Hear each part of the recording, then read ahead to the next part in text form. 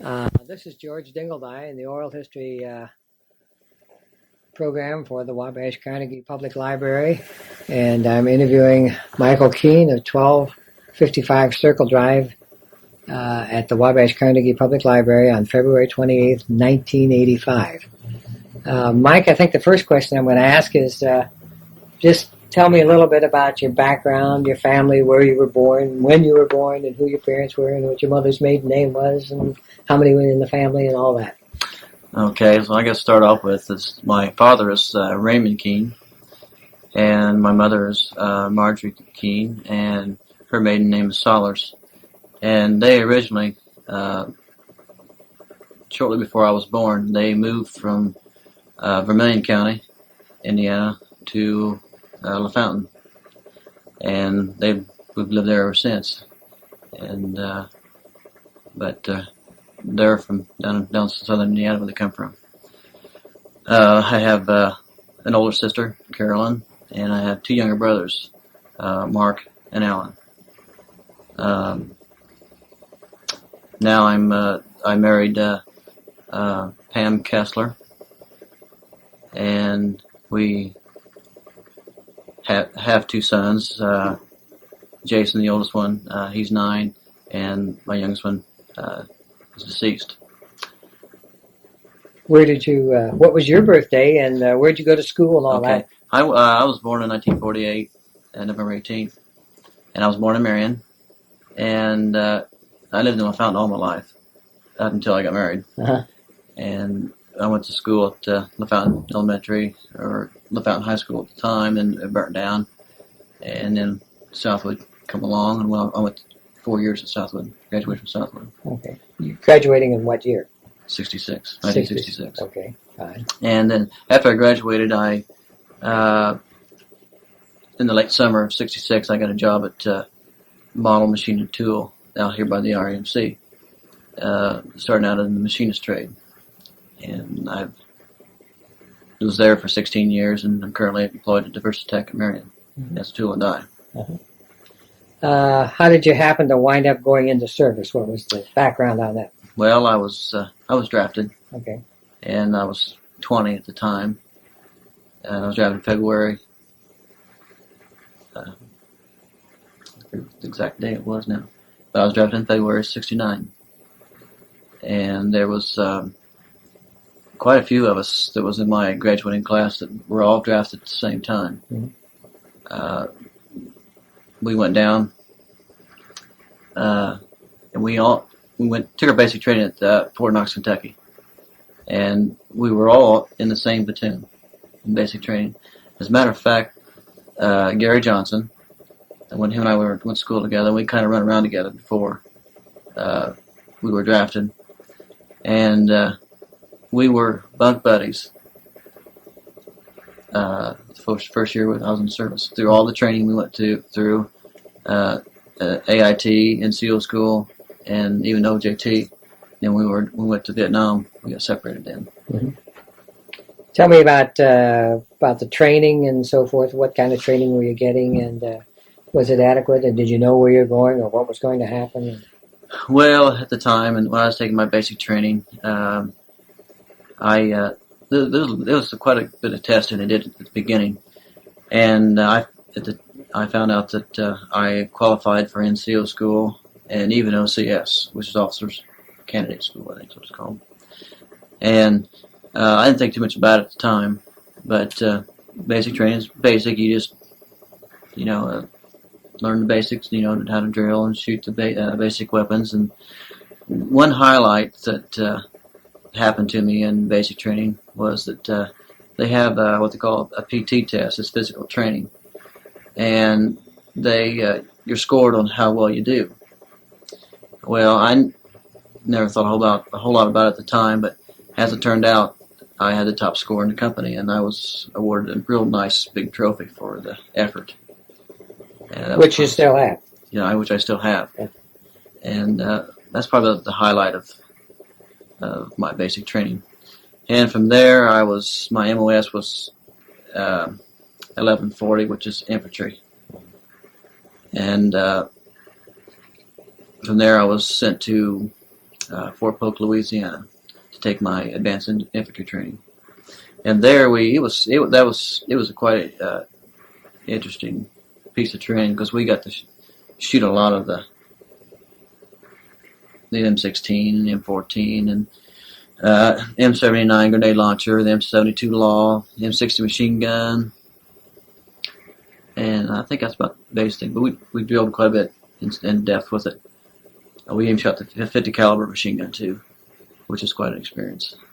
But it was, to go to Vietnam, I would say it wasn't a good enough training. Mm-hmm. So anyhow, during my stay down there, I had an NCO that come out of NCO school, and it was my platoon sergeant. And he kept after Gary Johnson and I. He says, "Well, you ought to go to NCO school."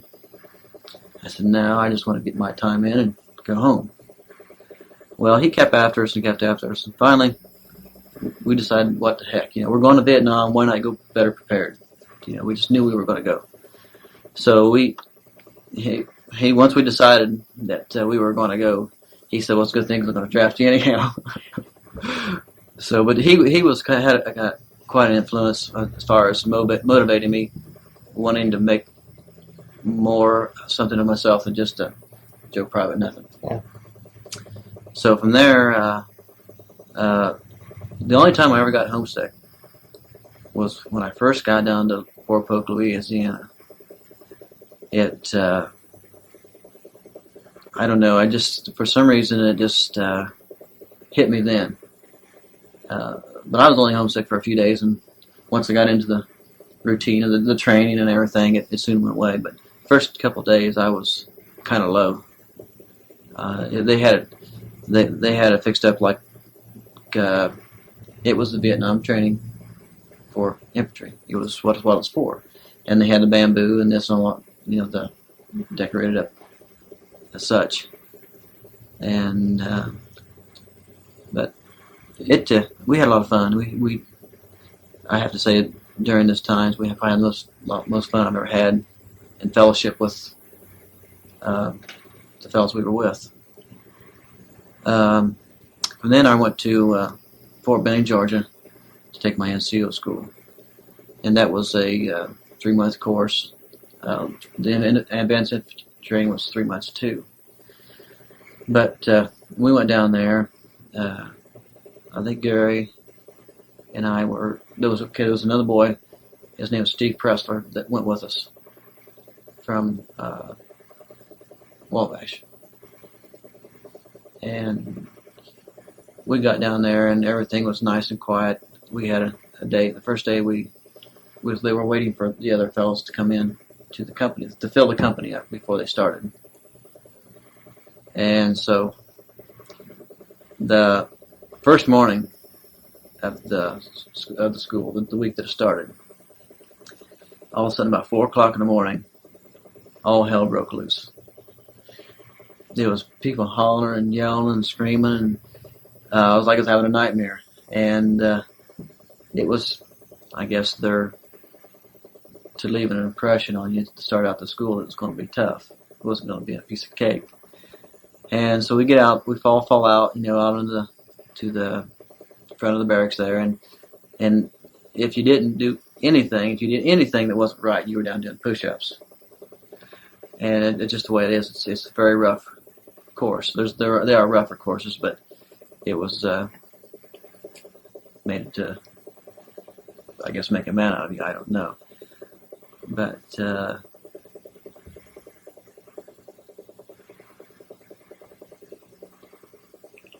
anyhow, it was a 12-week course, and we did a lot of training, a lot more in depth in all areas. Map reading, zeroing in mortars, zeroing in artillery, calling in airstrikes. As I found out, it was very valuable information that I needed later on in my time. We did everything we did in AIT, except it was more in depth. Did anyone wash out of NCO school? Yes, there was. Steve Pressler, he was married, and he went up to the last week, and he dropped out because he had personal reasons. He wasn't doing good in the chorus because he was. He had an angle where if he left now and he went on to Vietnam, now he would get back home. And at the time, if you got back with a certain amount of time, you automatically UTS'd out of the Army. Mm-hmm. And that was his angle. But I didn't have any reason because I wanted to finish the course. But it was kind of like a college in a way. They had the infantry school down there at Fort Benning. The OCS trained there. We had regular classrooms we went into, and they scored us. I would presume that this training and everything else probably came in handy later in handling yes. people not only in the Army but out of the Army. I consider this training and my time in Vietnam my college education. I didn't go to college, but I consider this my college education because it taught me things that you couldn't learn anywhere else. Yeah.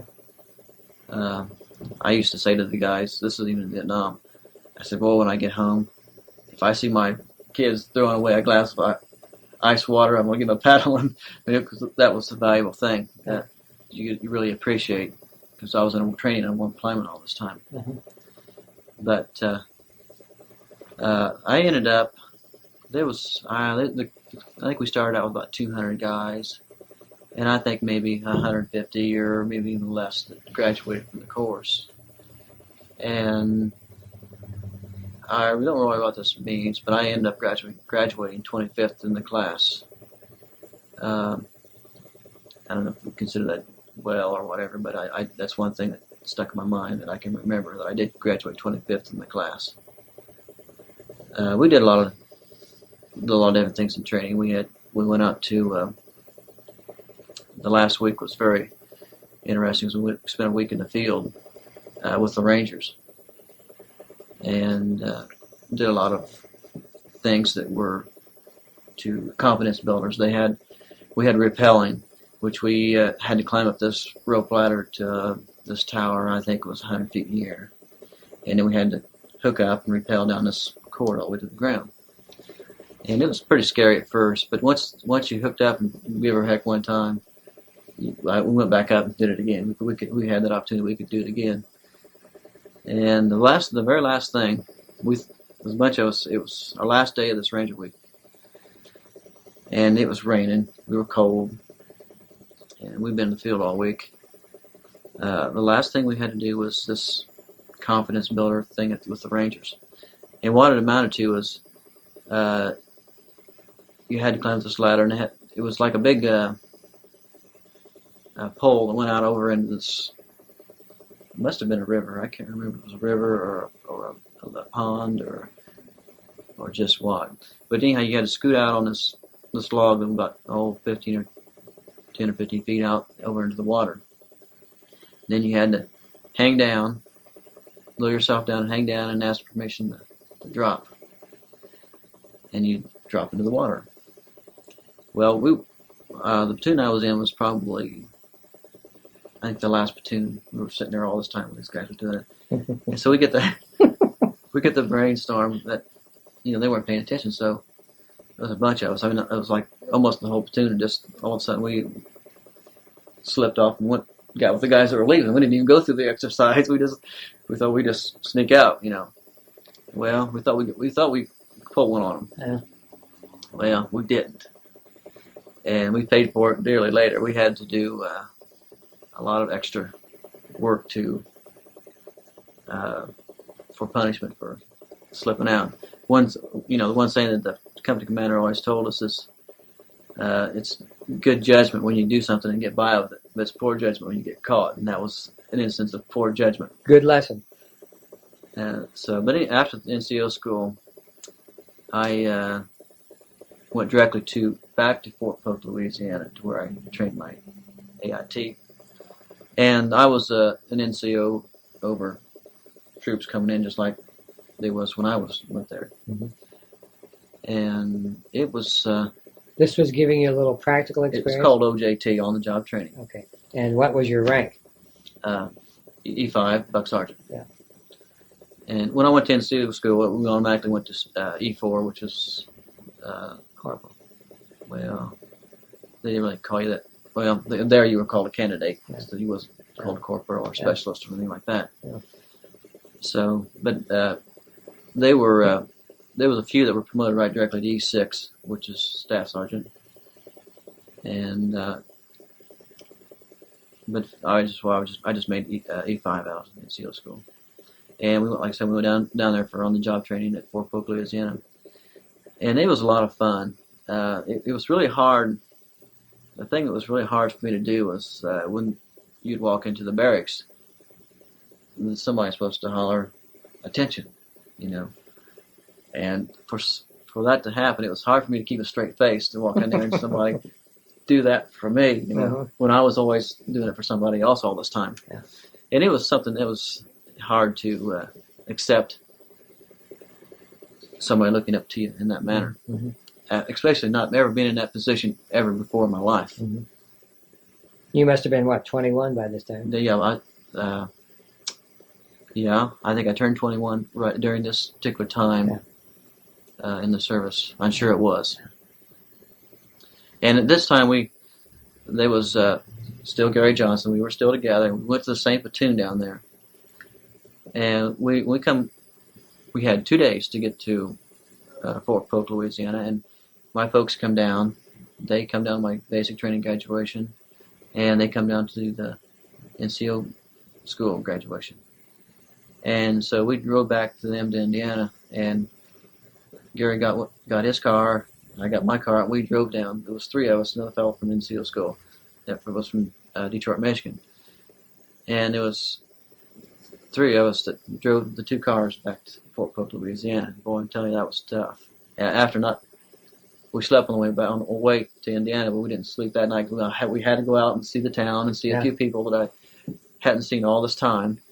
And it was up half the night, and I got home about 12 o'clock in the night, and we left at 3 in the morning in order to get down there at the time we were supposed to. But it was a very difficult drive. We made it, though. It was tough. We made it. We were supposed to be there like midnight, and we made it there at 11 o'clock that night, and to keep from getting in hot water. But we did have our cars with us down there, which we could go and come. All of a sudden, instead of being a trainee, it became a job. Although we didn't have as much freedom as a lot of guys do have once they get out of the training status. But it was I learned an awful lot. The group that we were overseeing were half the company was National Guard, and the other half was drafted people. And it was really strange because the National Guard people put forth a lot more effort for you than the drafted personnel. I guess the reason for that is because they know if they messed up, they would become so temporary they'd become permanent status. And so I had some real good people that were under me. There were a lot of college kids that I had appointed as the team leaders and the squad leaders and this sort of thing.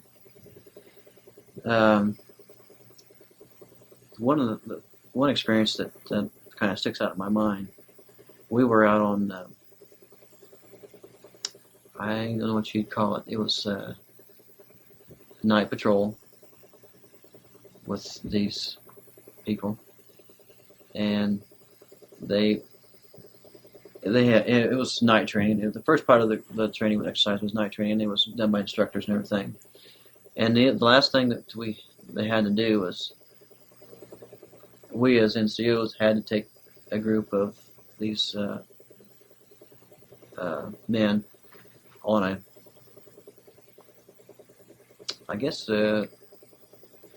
we were to sneak up and ambush a group that were already out into the woods. I was to direct them through the woods, using the compasses and all this. But it was pitch dark.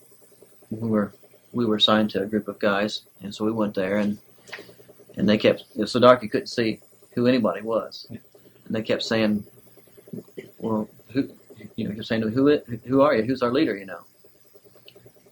And so finally I said, well, I'm Sergeant Keene, and they all up and big yell, yeah, we got. They were appreciative to who they had got stuck with, and that was kind of a rewarding experience to know that the people respected you enough that they felt that way towards you. Because I'm sure that there's a lot of it they didn't like. And I don't know, I had fun with the guys a lot. They seemed to respond real well. I didn't have to cuss them out or chew them out or verbally abuse them like a lot of people like to do in the service.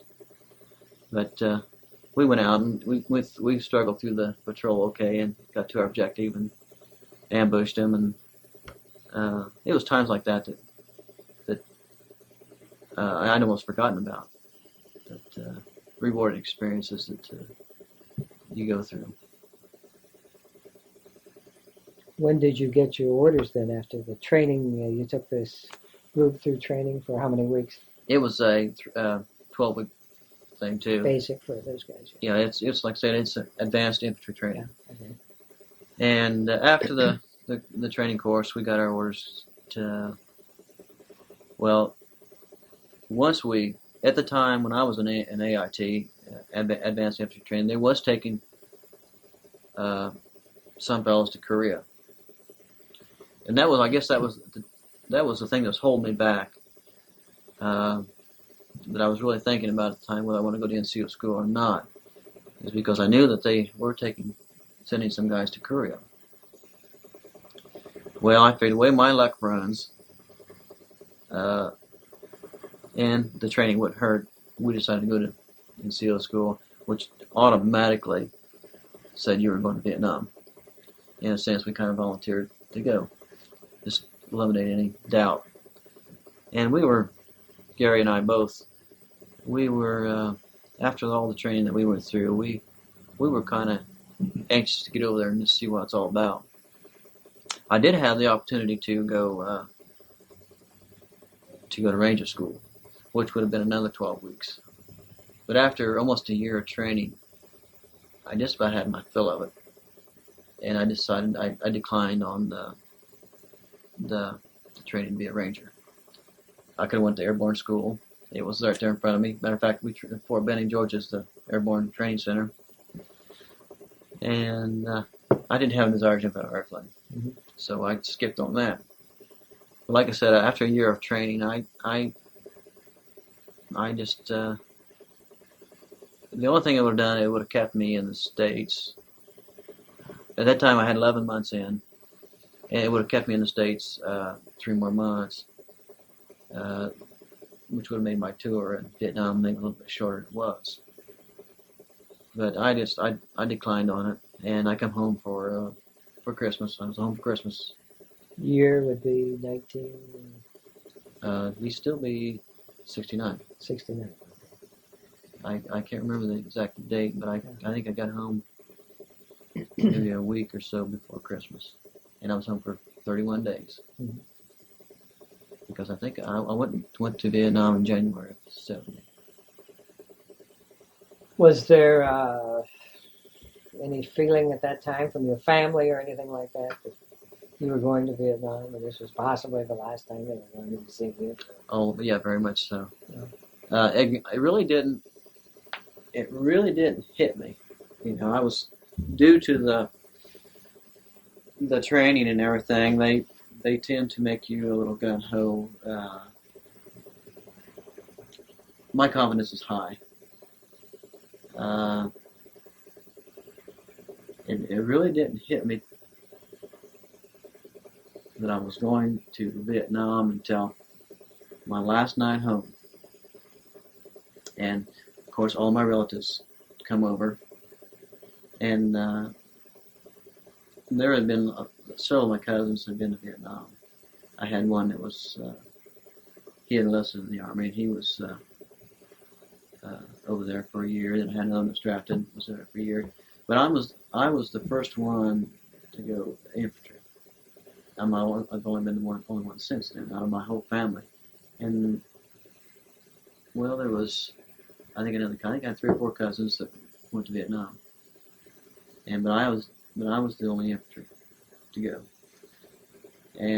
But anyhow, all my relatives were over that night, and I guess it really didn't sink in until everybody was saying goodbye and good luck and take care of yourself and all of this, and it started bothering me a little bit then, but still the anxiety, looking forward to doing something that you never did before, it still outweighed that. But it was, we got down to the airport, and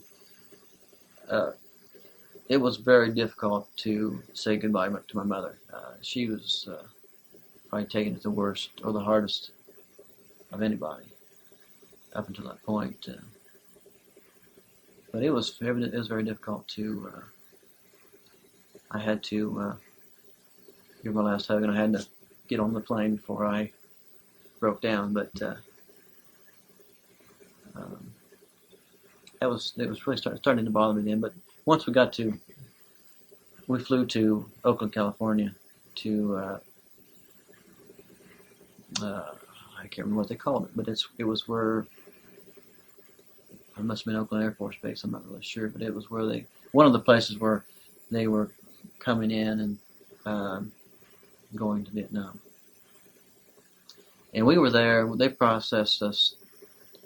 I don't remember how many days, but it was 3 or 4 days. I don't think it was a week.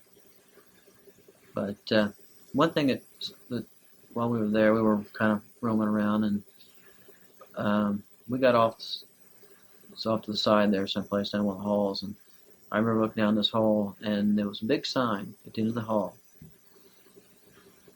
And I'm trying to think exactly what it said.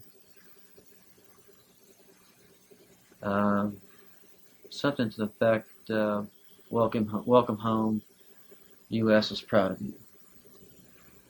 And I thought, well, I thought that must be where the guys that are coming home come into. And that was one thing that I thought about all the time that I was in Vietnam, was walking in and seeing that sign again. But after that, they put us. We was in this great big room. I don't know how many guys, but they kept us. We were locked in, and they kept us there until it was time to. They processed all the paperwork, and they took us out to get over to a gigantic jet. I don't know what size it was, but it was a big one. And on the way over, it took us 24 hours to fly over. We stopped in Hawaii for a few hours, stopover.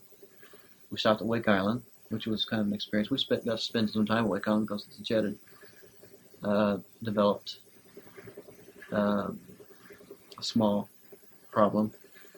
And so there was a lot of guys that were just diving into the ocean right there.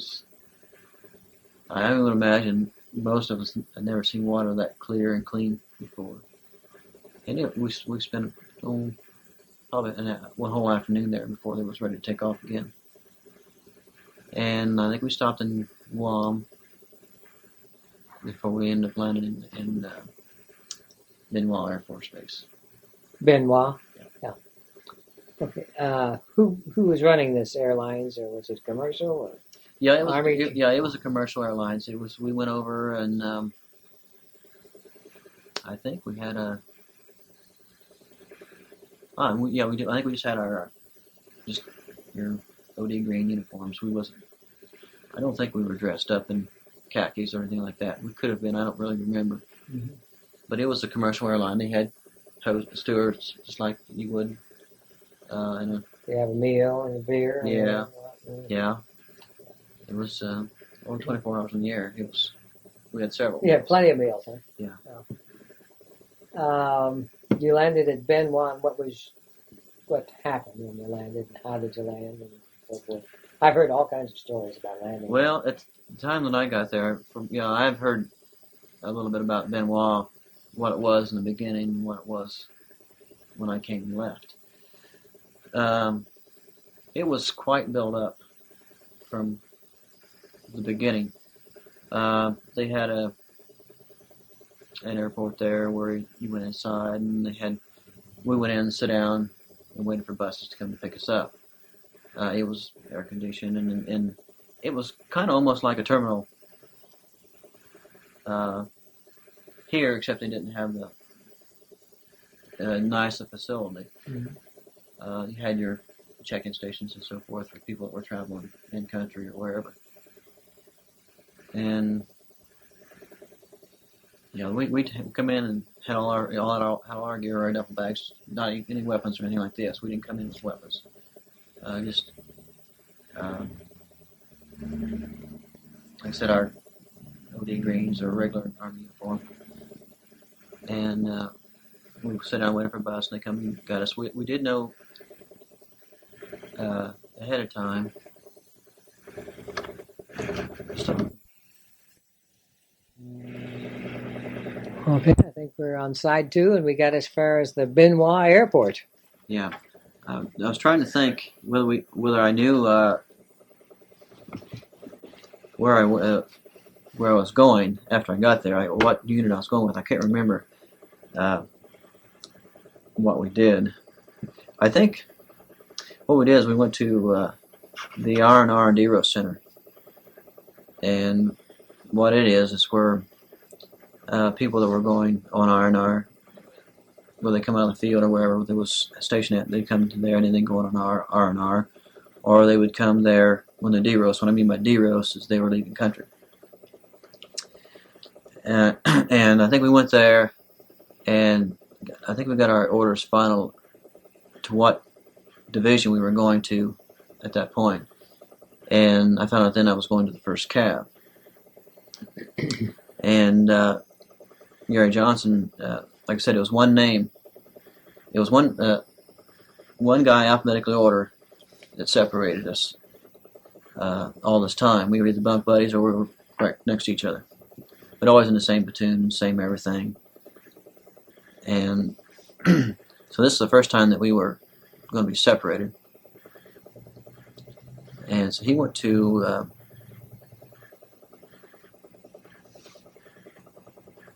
can't remember.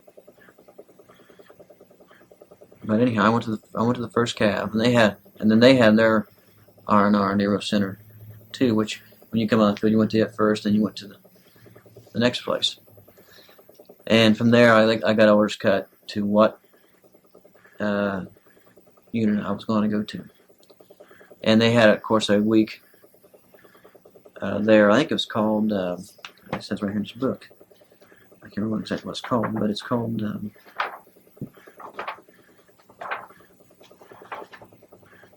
Sort of like orientation for the division? Yeah. I can't remember what it was actually called. But it was a week of orientation. It was refresh your memory of some of the things that you had trained, except, it was a welcome to Vietnam things, what it really was. And while we were there, they had a red alert. And what is a red alert? Well, it's where they. This is for your great grandchildren. It's where they think they've spotted something outside the berm. When I say the berm, it's a mound of dirt around the Benoit Air Base, which was a big place, and it was a big wall of dirt that went all the way around this and had bunkers and concertina wire and all this sort of thing, and they were people out on the berm that they pulled security over. That was probably their job. I don't know, but we were inside the berm, and then I think they had a berm just outside our little this R&R DROS center. And I remember the way they signaled it was they'd shoot off a flare, which was in color coded, and I don't remember what the colors mean. All I remember was seeing a red flare, and that was meaning they spotted something outside the berm. And I would think I still was with some guys that I went to NCO school with that come to the 1st Cav with me. And I remember them. We didn't have any weapons at this point in the game, and I remember them issuing weapons, and we were all going out to the berm outside our camp, and it was kind of the gun hole thing. You were get a slight taste of it, but really nothing. And I remember getting all excited about that. But anyhow, I was assigned to. Gotta stop and think how it goes. Assigned to Delta Company. Excuse me. 2nd Battalion, 12th Cav, Delta Company. And I flew out of Benoit on a Caribou. It's one of these camouflage colored airplanes with it either had 2 propellers and a jet engine on each side, or it just had 2 propellers. I can't remember, but how big a plane it was that I flew up on. But I flew back and forth several times during my time, and all these different types of Caribous. And I was the rear to my company headquarters was at Fire Base Buttons. Buttons. And that was in the Song Bay province. And it was it was our rear what it actually was. And I flew in there, and I can remember just seeing all this, kind of like Georgia, except the dirt was kind of like Georgia, except a deeper red, and it was real hot and dusty. And I remember going to report into my company, and it was almost trying to learn a new language, kind of, sort of speak, I guess, because the guys had been there for a while, had their own lingo, how they talked, and it took a little while to get a hold of it, what they were saying. They had call signs for each platoon sergeant, platoon leader, and so forth. And it took me a little bit to figure out what the numbers and the call signs meant. But once you learn it, it's like anything else. It's simple. But when I first got the company, they happened to be on the fire base pulling security. The way it worked is we would go out, we'd get resupplied, and we'd go out to the bush. They'd fly us out in helicopters, and they'd combat assault into an area, and we'd stay out there anywhere from 15 to 20 days, sometimes longer. Then we'd come back in and pull about 5 days of security again. It was the 4 companies in the battalion, and we all each took turn coming in and going out. Would you describe the fire base? Well, size and geographically, was it on a high ground? Okay, I guess we were about 70 or 80 miles northwest of Saigon. We weren't in the deltas, and it was dry, and there was a mountain right next to the fire base called Nui Ba Ra, and it was just like the ground was basically pretty flat, and all of a sudden there was this great big mountain like out of nowhere. And I did make it to the top of this mountain once. I don't remember what we were doing, but we flew. They had a position on top of this mountain, and at night sometimes they would open fire from on top of this mountain. Just to, it was I think they call it a red zone, where after dark you weren't supposed to be in it. If you were Vietnamese, you weren't supposed to be in that area, and they'd open up, and it was quite a sight to see them shooting all these tracers and stuff coming down this hillside and shooting. There was a valley. There was a valley at the base of this mountain all the way around it, and it was a time or two that during my time that they would spot something on the hillside, and this was a big mountain, and the helicopters would go in, and Cobra gun ships and stuff would work out. But when I got the fire base Buttons, the first thing somebody that I can remember saying to me was "Welcome to Rocket City," and I guess they call it that because of the incoming that they seemed to take in there. And the size of the fire base, they had a small airport there where the caribous could take off and land. It was I think just a dirt runway, and I bet it's probably a mile in diameter. Maybe it was good size place, and it was near a civilian. There was civilians, a lot of civilians around the area. Did you guard the entire perimeter of the fire base? Well, yeah, but like the battalion, I can't think, but I think there were other battalions that were there too, and we had our own specific sector that we always took care of all the time while we were in. And could you use lights at night or anything? yeah, but they had what we had was they had built up bunkers that the people that were staying there had bunkers and stuff where they had lights, they had their tape players, their radios, as many conveniences they could get a hold of, and they could stick in it. And what it really was they'd build these bunkers out of, they'd take empty ammo boxes, wooden ammo boxes, and they'd fill them full of dirt, and they'd stack them probably 3-4 foot high, and they had what do they call it? I can't remember what it's called, but it was a piece of metal, like a half circle, which would set on top of these boxes, and they put sandbags all around it. And then a lot of these would have a tent on top of that, so that the person could travel in between these little individual bunkers. And they'd be built faced each other, and they had an aisle in the center, and then we had a tent over the top of them. And those were okay. I can remember one night, I was back in the rear. I was back in the rear for a couple of reasons, several times, but I was on a disability for, I don't remember, maybe a month or so.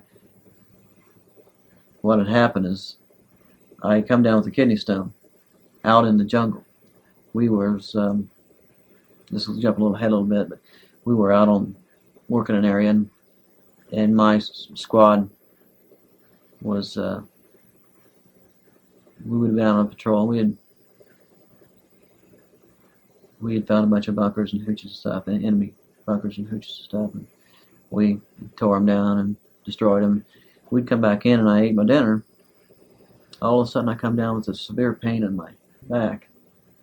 I had never come down with anything like this before, and I didn't know what it was, and the medic didn't know what it was, and the more I sit there, the worse the pain got.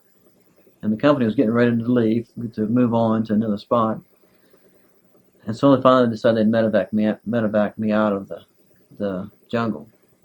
And so they called in a medevac, and they'd come overhead, and they had dropped down a jungle penetrator, and I hopped on that, and they just pulled me right up through the jungle, right on top of the helicopter, and flew me back to Firebase Buttons. And from there I went to Third Field Hospital in Saigon, and I found out then I had a kidney stone.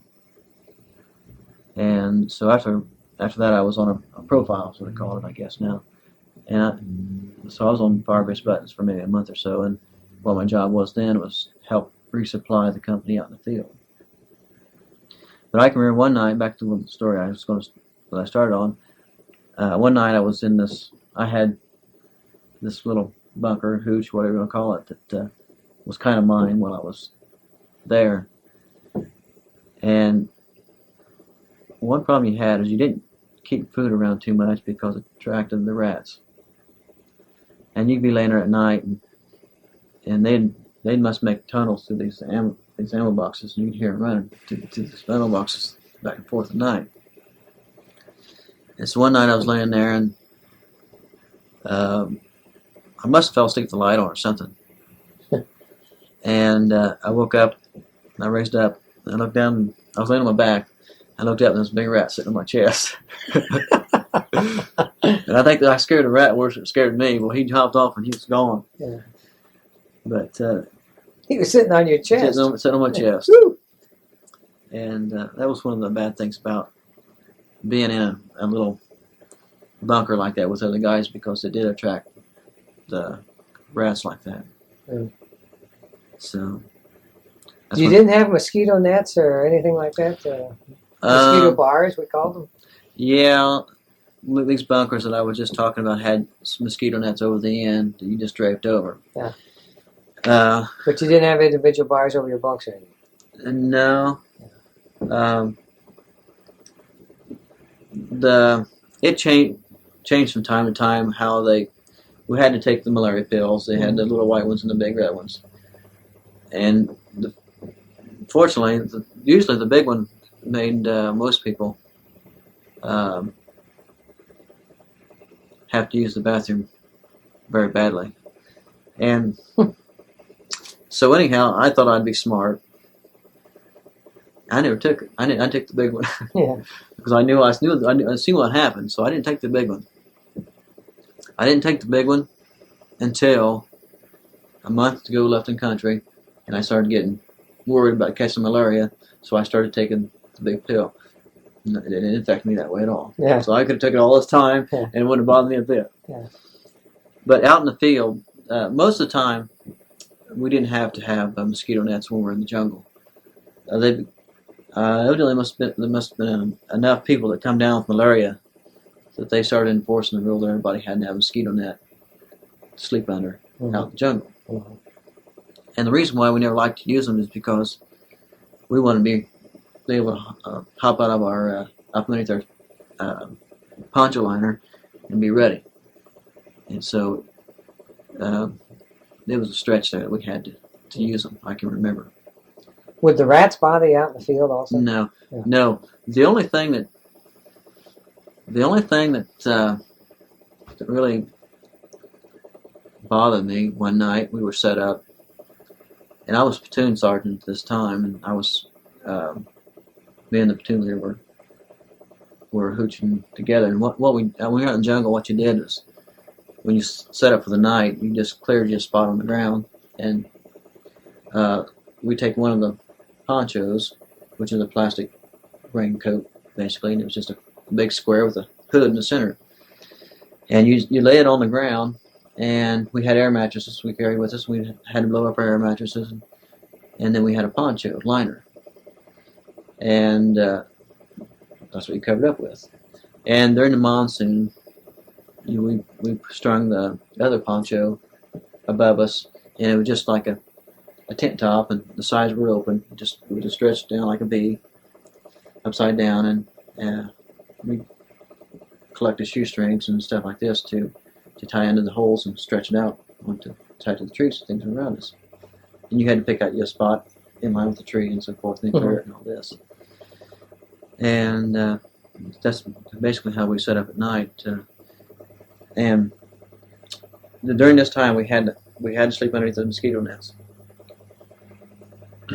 And it had gotten dark. And early in the evening, I ran across these dry land crabs. It's like a crab, except they stayed on dry land. And so somehow or another, one of those stupid clams had got inside this mosquito net, and it woke me up. It kept fooling around, and down my feet and stuff, and I'd kick my blanket, trying to get him kicked out of the thing. I never did get him out. And so finally I just pulled my poncho over my head and I said, "The heck with it," and went to sleep. And I don't know whatever happened to it. It never bothered me, or I went to sleep and I said, "The heck with it." And one other thing that I was a squad leader at this time, and we were going out on a patrol. Maybe I ought to basically go back and explain how we operated. I a lot of times we operated company size, and then a lot of times we operated platoon size. And in a company, it was probably 150 men. In a platoon, it was probably 25 to 30, maybe. And so it was a small element.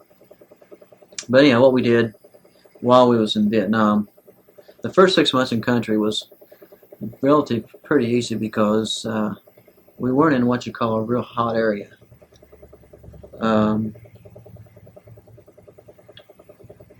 The NVA wasn't real prominent in this particular area we were working in. Well, I shouldn't say 6 months, or maybe it might have been like 4 or 5 months. And I'll say the first 3 months, and we just didn't make a lot of contact with the enemy. So we were working platoon size at this particular time, and we'd go out. We do well at this particular time. We would get up in the morning, and well, the basic routine is in the morning when you got up. The night before, we would set up, like we set up for the night NDP, the night defensive posture. We would make a little sector patrol, which we would go out and make a patrol 300 or 400 feet out, meters out in front of our sector to see what was out in front of us. And while we were there, we would set up automatic ambushes. What that was a claymore mine, a tripwire, and a 9-volt battery. And it's something we'd go out and see if there was a trail or whatever. You were just basically protecting your front with this automatic ambush. And on our way back in, we'd set up trip flares and we're up close to the perimeter. And then you'd come in and you'd dig a hole at every position. We'd have probably 4 guys at a position, and at each position around the perimeter. You'd dig a foxhole, and then you'd set up and a little hooch or whatever the client was at the time. And then you'd sit down, fix something to eat, or whatever, write letters. This time we get to write letters and stuff. But anyhow, then in the morning you would, once you got up, you during this time you hold guard all night long. Really, you got a lot of sleep because like you had to hold guard for like an hour and a half to an hour or 2 hours at night. So you really got plenty of sleep. You wasn't shortchanged there at all. And in the morning when you get up, we'd have to go back out on this patrol, retrieve our ambush, and bring our trip flares back in and make sure there's nothing out there this afternoon night. That's what's called a sector patrol. And then once we everybody got their gear in, we'd get up and we'd move a couple hundred, 1 or 2 kilometers, then set up in a patrol base, and then we'd go through the sector patrols all again and to see what was there, and then we'd send out a sector. I can't remember what it was called now, but we just sent out a patrol. Our orders came from the company commander to go out so many meters, and then go north and go so many meters, and then come back in and whatever. It's basically just search and destroy, whatever it amounted to. And we would just carry our weapons and the ammunition and maybe a little bit of water with us at the time. We would carry everything on our backs at that time. Anyhow, this one particular incident, we were patrolling along, and there was my point man, my backup man, me, and the RTO, and then the rest. Anyhow, my point man was walking along, and all of a sudden he turned around and he come back, and his eyes was as big as silver dollars. And he come back and he says, "There's a big snake up there." So we went up there, and sure enough, it was this big snake curled up. So we didn't really know. We were just outside of our night patrol base. We was going to use it for our night patrol base at night.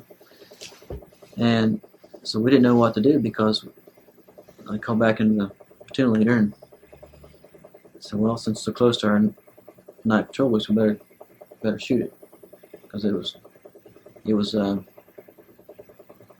like a constricting snake. It was either and boa Anaconda? Or, anaconda, boa constrictor. Yeah. And so we shot it, and it only measured 18 feet long. 18 feet. Wow. Because the guys they stuck a weapon underneath it, and the guy on each side raised it up as high as they could, and it was 4 or 5 feet still. Yeah. On the ground. I'll be there. So that was kind of a... You didn't want to have that in your tent, though? No, we didn't want that night. No, we just shot it, and eliminated the problem. How did the Vietnamese civilians know that you were in these areas and to avoid these climber mines and things like that? Well, the areas that we worked, most of the time, I'd say 95% of the time, daytime or nighttime, if it wasn't one of us, it was enemy. Yeah. So I was fortunate enough to be in an area where there was no decisions to be made. If there was somebody out there, as far as we were concerned, they were the enemy. But we did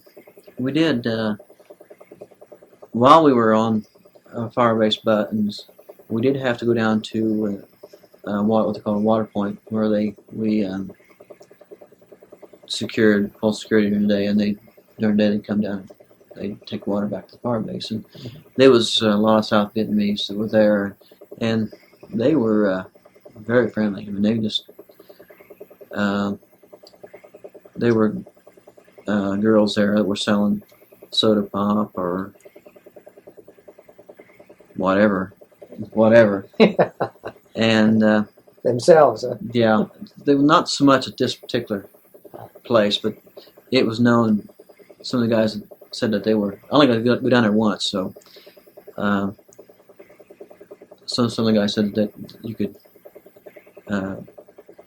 buy yourself some if you wanted to, but at that particular time there wasn't anybody there, and there was some young girls there that were somewhere our age, but they weren't that type of girls, and we had fun with them that day. They could talk a little bit, and boy, if you pulled your camera out, look out. Yeah. You didn't want to let them take control of the camera, because before you know it, your roll of film be gone. They just had a thing about cameras, and they just started taking pictures like crazy. On the fire base, you weren't allowed off the fire base. Were there villages close to the fire base? One time, we got to go to this little village that was to the southern side of the southern edge of fire base buttons, and we got to go. It was off limits most of the time because of venereal disease, and we went there once, and I can't remember why I went. What was the purpose behind it? But I don't remember buying anything significant or anything. But you could tell the prostitute houses, where if you'd be walking along the road, and there'd be a girl up on the front porch saying, "Come here, GI, come here, GI," At that time I wasn't that interested, and like I said, it was known to be you could pick up venereal disease real easy there. Mm-hmm. On the fire base, then, did you have any recreation? Were you able to get outside? Or? Well, the only recreation that I can remember, there they would show a movie at night, mm-hmm. and one of the things about this little village that you're talking about, I think another reason why they made it off limits, because you could buy marijuana there, and you could buy marijuana in sealed cigarette packages, filter cigarettes, and just like a regular cigarette, they would be very careful and unwrap it and take the tobacco out and stuff it full of marijuana, and it'd just be like a regular cigarette. Yeah. I found it hard to believe they take that much pains in making their cigarettes. On the fire base, then, you talk about welcome to Rocket City. Were you getting much incoming fire? There was. Well, see, I really didn't notice that much, because we were out in the jungle most of the time. Yeah.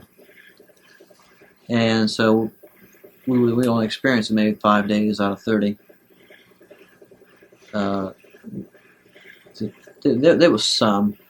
I remember after I'd been in the country for a while, I was. I don't remember the reason why I was there back on the rear fire basin, but anyhow, I got stuck pulling what they call the green line. The berm. That was the outer perimeter? Yeah, the berm. And I remember one night. We're in good shape here, so we were talking about the green line, so Okay, here we are a month later, and let's continue our conversation. Yeah. But we was pulling security on the green line, and it was probably 4 or 5 of us at the position. And I had already pulled my tour, or my stand, and I was laying there, and they had a bunker right at the base of the hill that the guys weren't on duty would just crawl right into. And I was laying there asleep, and all of a sudden I heard a guy on duty holler, "Incoming!" And about that time you hear it hitting behind us. Shells. Shell, yeah, the incoming mortar rounds. Mortar, okay. Or there could have been the recoilless rounds. I don't really remember at the time. But the only thing that I really remember is I heard them hitting behind us. And so by this time, like I said, I'd been in the country for some time. By this time, I just raised up and realized what was happening, and I just laid back down, pulled a poncho blanket over my head, and went back to sleep. To the heck with it.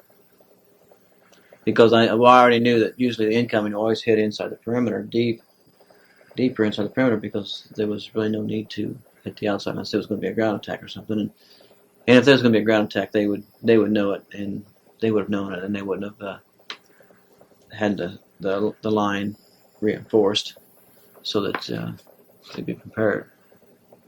Unless it was a short round. Yeah, unless it was a short round. But I'd experienced incoming on our forward fire bases a little bit, but not too much. Well, another thing too, I guess, after being exposed to as much firepower that I had during this time, you just kind of get used to it, you know, because a lot of the fire bases when we were on, like I said, we were on fire bases like 5 days out of the month. And, of course, the forward fire bases would have their artillery, and they had everything from the 105s to, I think, the 175s, which are pretty good size. And there have been nights that if they'd rotate the 175s around, and they have to shoot it over your position, it almost left you off the ground. The noise and the concussion of it all, it was really loud. I mean, after a while you just kind of get used to it, and like I said, I just rolled over and went back to sleep. The heck with it. So, I got to stop and think what I've already talked about.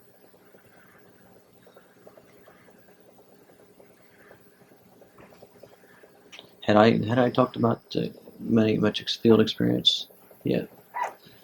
Okay. Well, the first 3 or 4 months in Vietnam was really kind of like a camping trip. We didn't make a lot of contact in our area. All we did was go out company size, and it was just basically a search and destroy mission. We run into bunkers. We would destroy them. And we never found that much that was really recent in this particular area. But let's see. Did I tell you? I'm sure I did about having to come down with the kidney stone on Mellow Jungle. Mm-hmm. Yeah. Okay. After that, okay, I was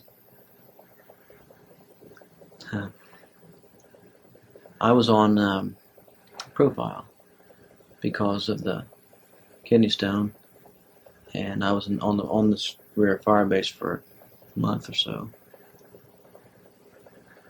And can't remember if I told you about this or not. Go ahead. But anyhow, we can always take it how out. I happened to get back out into the jungle off this profile, I was close. Not supposed to let me go. I don't know. I really don't know. But the company came in the fire base, and I was watching them come in. You know, walking in from where the line. They either come in off the helicopters off the landing pad, or they come walking in. I don't remember for sure. But for some reason, it's hard to explain. But I've seen this on TV before. When the guys are getting packed up and getting ready to go out on the next mission, I just said, "To hell with it, I'm going with you." I just, even though I could have stayed in the rear and into somewhat of a safe area, I said, "To heck with it, I'm going back to the bush. I'll get back where my buddies are at." I've heard this before. Yeah. Okay, but anyhow, not from you, but from others. oh, okay. I have a desire and a want or a need, or they need me or I need them. I don't know what it is. Yeah, I just can't explain, what the feeling, but like I said, I've seen it in movies before where guys just drop this whatever they're doing and take off. And so I wasn't even off the profile. I just went back to the bush with the company when they combat assaulted out. So, but anyhow, during this, okay, I know what happened. Now I know what could have given me this feeling. During this time that I was on the rear fire base, the company discovered this small cache, and it was a skirmish, pretty good, a little bit of a skirmish there. And I don't remember if there's any people wounded or just what, but I said, I just, for them being out there and making contact with the enemy, I felt like I should be out there with them. And so when they did come in, I went back out with them. But up until this time, like I said, we hadn't made a lot of contact with the enemy. So we all of a sudden one day, this rumor come around. We were going to go to Cambodia. And we were just kind of joking about it, saying we're going to write letters. Hey, Mom, I'm leaving Cambodia. Excuse me. Hey, Mom, we're leaving Vietnam. Oh. But we're going to Cambodia. It was kind of a joke. Yeah. We thought it was just a rumor. Yeah. So in the middle of a 15-day stay, we marched to clearing, and we sat there for a while, and I think they issued everybody a mortar round, 2 mortar rounds, and got resupplied, fully loaded with ammunition. And at that point, we knew the rumor was true. And so then the realization started setting in. And there was a couple of guys that said that they were going, as soon as they got back to the rear, they were reeing up and they were getting out of this place. So you could go to and re-up, and when you do this, you make an agreement that they'll take you out of the bush at that time. But you'd have to re-up for a year, and that's not guaranteed you won't end up back there in 6 months or so from there. But those guys, in order to get out of this situation, they went to the rear and re-upped and got out. Which wasn't a bad idea. Well, yeah. I thought, at the time, I'll take my chances. I only had like 7 or 8 months tour left. And I didn't want to, because when I left Vietnam, I was going to be all ATS, out of the service. And I said, no, I don't want to do that. So anyhow, the helicopters come in, they picked us up, and they took us back to fire base Buttons. And they all landed. They landed down there, and we sit in the helicopters for a long while. And we got there, the helicopters kept coming in. And they they kept coming and landing. So before we sit there for several hours waiting for, I guess, the NCOs or the company commander and lieutenants and so forth were up getting briefed what was going to take place. But before we loaded back in, there was at least 20 to 30 helicopters on the ground all at one time. So, no, I take that back. There was about 40 helicopters because there was our company and there was another company that was in takeoff posture, or what do you want to call it. And so we finally got the signal to take off, and I can't remember which company it was. What company? Our battalion, one of our battalion companies. Well, got in 20 helicopters, and we got in the next 20 helicopters. And I don't know if I mentioned this before, but whenever we were going, everyone into a hot area, we knew it was going to be hot. It was always our company that was sent in first, and usually our platoon went in first. They always I like to think they sent the best in first. I don't know. Mm-hmm. But anyhow, so here we are. We take off, and here we are, 20 helicopters flying in a group, all together. Now that was a sight to see in itself. And so here we are. We're flying treetop level, not way up, not 3,000, 3,500 feet in the air. We were flying treetop level, and we're just going up and down over the trees, up and down over the trees, and we had no artillery support. The only support we had was Cobra gunships that were flying with us. And so finally we come to this clearing. We start. They always, when you was made a combat assault, you always circle the landing zone, and just kept lowering and lowering until we went in. But before they got to the landing zone, we could go up high in the air, and as you started your descent, then the Cobra gunships would come in and just unload on that spot. So if there was anything there in the area or around it, it would take cover or get killed, or they'd take off. So anyhow, we landed in Cambodia, and like I said, we had to take we was issued 2 mortar rounds apiece, and so until they brought in, our company went in first. Fortunately, there was if there was anybody there, they were gone by the time we got to the ground, and then we dropped off our mortar rounds and wherever they was going to set up the mortar tubes, and we just didn't secure the area. And we was there the biggest part of the day, and until the following company come in behind us, and which they were right behind us. So after we landed, the next company came in right behind us, and then they started bringing in their equipment and stuff, and they were in the process in the beginning of building a fire base. And I sure as heck can't think of the name of the fire base that they called that. But like I say, we were there till mid-afternoon, and we had to take off. So, but basically, you had established the fire base. Yeah. Set up your perimeter.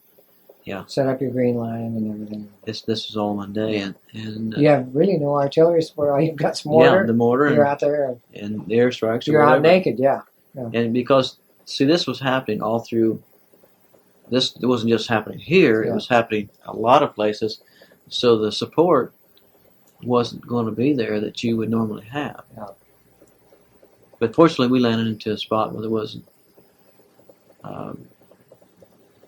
any enemy. That was the Khmer Rouge. Is that who we were chasing at this time, or Cambodians, or anybody that was Chinese communist, or all of them? So anyhow, we took off. We took off. We went outside the perimeter, I don't know, a couple kilometers, and set up camp for the night. All's well. Nothing. Everything's going smooth at this point. How far into Cambodia are you? Your estimate. Gosh, I really don't know, or didn't even know. I didn't know where I was at the time. Yeah, no I just idea. knew it was in Cambodia. You had no idea you were close to a village or a city or. No. anything. Matter of fact, there was a village close by, but it was a really very small, very small. So then the next morning we got up and we started humping, and we come up onto this village, and we kind of dispersed and surrounded to one side because we didn't know who was in there. And so the company proceeded into it. A couple of the we started into the village, and we was into a little ways, and all of a sudden my I was at this particular time I was a gun squad leader. I wasn't a line squad. After when guys leave, you move up into the next position. But I was a gun squad leader at the time, and one of my machine guns opened up, and come to find out, this is one of the sad parts of war, I guess, any place. There was two young boys that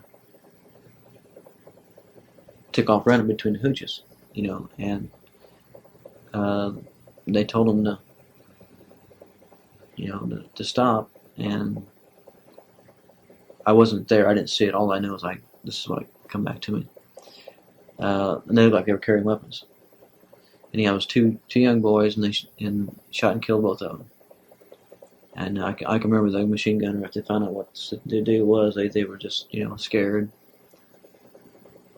And he was very upset about the situation. And of course, it was just one of those things that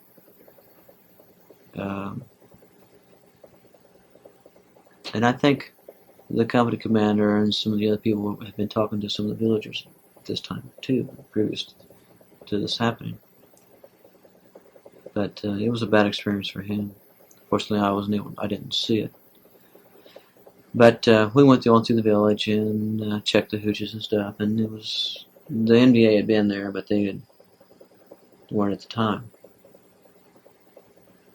And we marched on through the village and went off into the jungle then. And they took us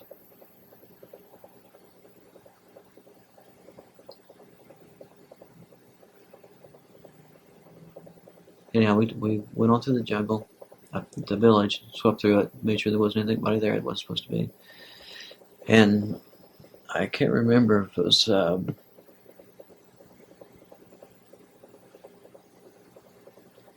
back up here. That was the first day we were there in Cambodia. We went to the village. Then we went through the village and we set up camp for the night. And then we got this call to go to a clearing. So we marched to a clearing, and they brought out this 50 caliber machine gun. Now we're supposed to carry a 50 caliber machine gun, just broken down, and with all the ammunition. Well, come to find out, if you read some of the stories in the book, that they had what they called I can't remember what they called. They had the very small helicopters would get down treetop level, and they'd go down to the jungle and they'd see what they could see. Not Hueys. No, they were called Hueys, I don't think. The way they worked back in Vietnam, they didn't. They would work the same way. They're usually up in the high in the sky via an airplane flying around, and this little helicopter would be flying down the trees and stuff, trying to attract fire and to see what they could see. Well, the day before, they had spotted this trail with NVA in trucks, right in trucks, and they called an airstrike in, and during this time they saw that there was some sort of a cache there. So our company was called in to explore it, or moving towards it. So they come in and picked us up, and we got resupplied again. And they resupplied us with a 50 caliber machine gun, and when they took us up in the air, and they combat assaulted into this big opening. And so we moved in, the whole company moved over to the one side of the clearing towards this area that they saw these MPA. And the idea for the 50 caliber was they was going to, before we moved into the jungle, they were supposed to they was going to swoop the area with the machine gun, just because 50 caliber straight on would go through an armored personnel carrier. Yeah.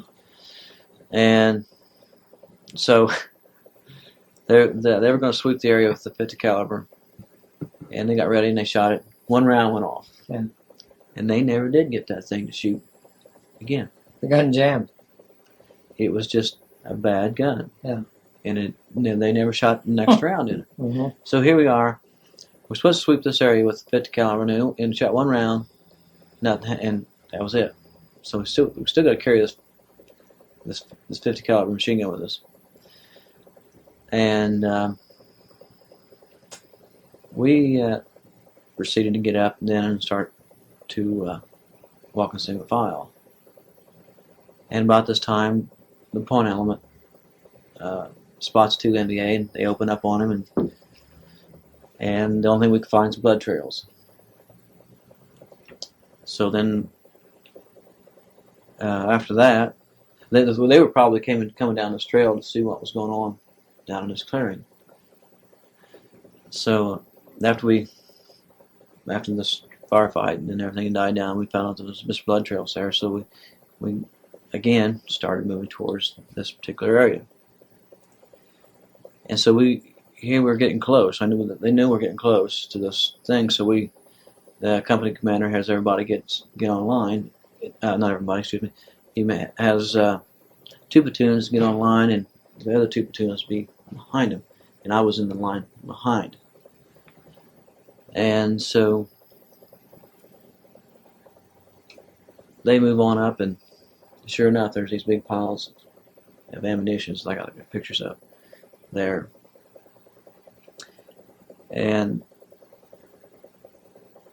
they make contact, and then it's sound like all you can hear is, we're laying back down on the ground. All you can hear, the firefight's so loud, and all you hear is a solid roar. It's not bang, bang, bang. No, it's there's so many rounds being fired that it's just a solid roar. And so we were laying there, and we couldn't see anything because the other line was ahead of us, 50 feet to 100 feet ahead of us. What, is this jungle terrain? Jungle. This is Yeah. jungle, and you can't see anything. Okay. And here I am. I'm trying to move back and forth and along my line. I kept telling my guys, remember, there's our guys are in front of us. And about this time, our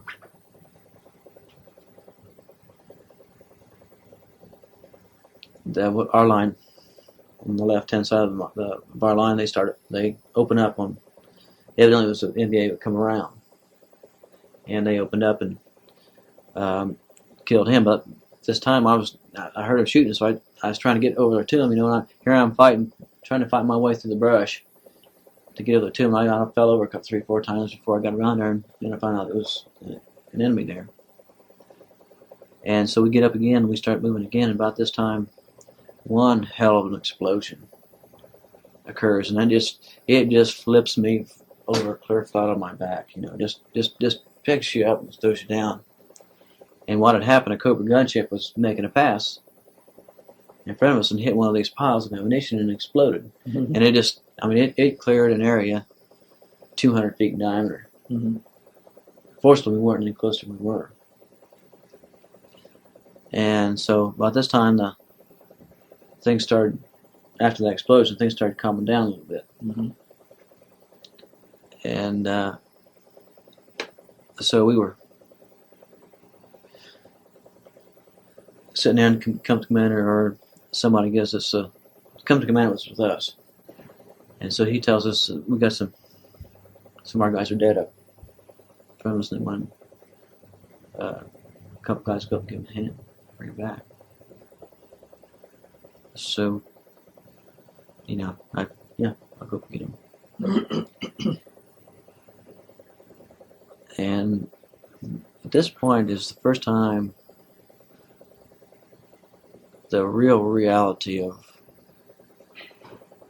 what could happen and what was happening really started to soak in when I went up there and picked up this guy, still fresh blood coming out of him. This is just like he'd been shot 5-10 minutes ago.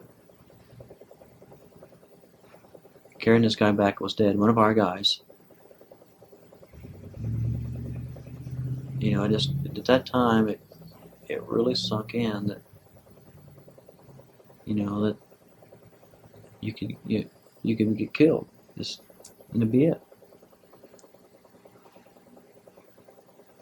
So, and what really was really bad about this particular fellow that I carried back was that he was belonged to the Corps of Engineers, and he'd been attached to the company for demolition to blow up bunkers or whatever. And he could have been back with the company commander and his group, and he didn't have to be up on the front line with the infantry, but he was, and he did, and he was unfortunate and was killed. And all we did was bring him back. It was like a road that we had stopped on, and I don't remember how many there was at the time. There might have been 2 or 3. We drug them back and laid them down this road. That's what we do at the time, because they were dead. There was no urgency to get them out. And so then we didn't realize how big this thing was at this time. We just come across a couple of these stockpiles, and they'd found one off to the right, and they wanted one of the squads to go over and secure this pile, and we stayed where we was at. So we were sitting there, and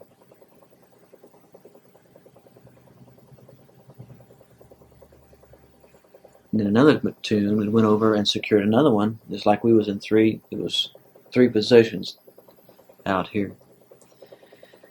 And somehow or another, the NBA kept getting in between these positions. They'd come through and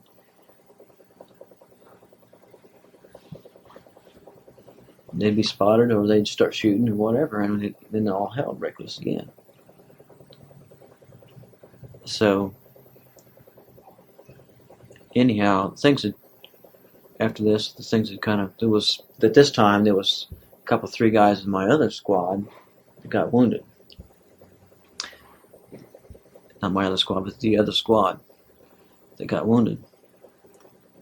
And they medevaced them out. And so we were still sitting there, and but this time, it was later in the afternoon, I was on, like I was describing, there was all those three positions over here, and I was over clear on the far side of this position with one of my guns.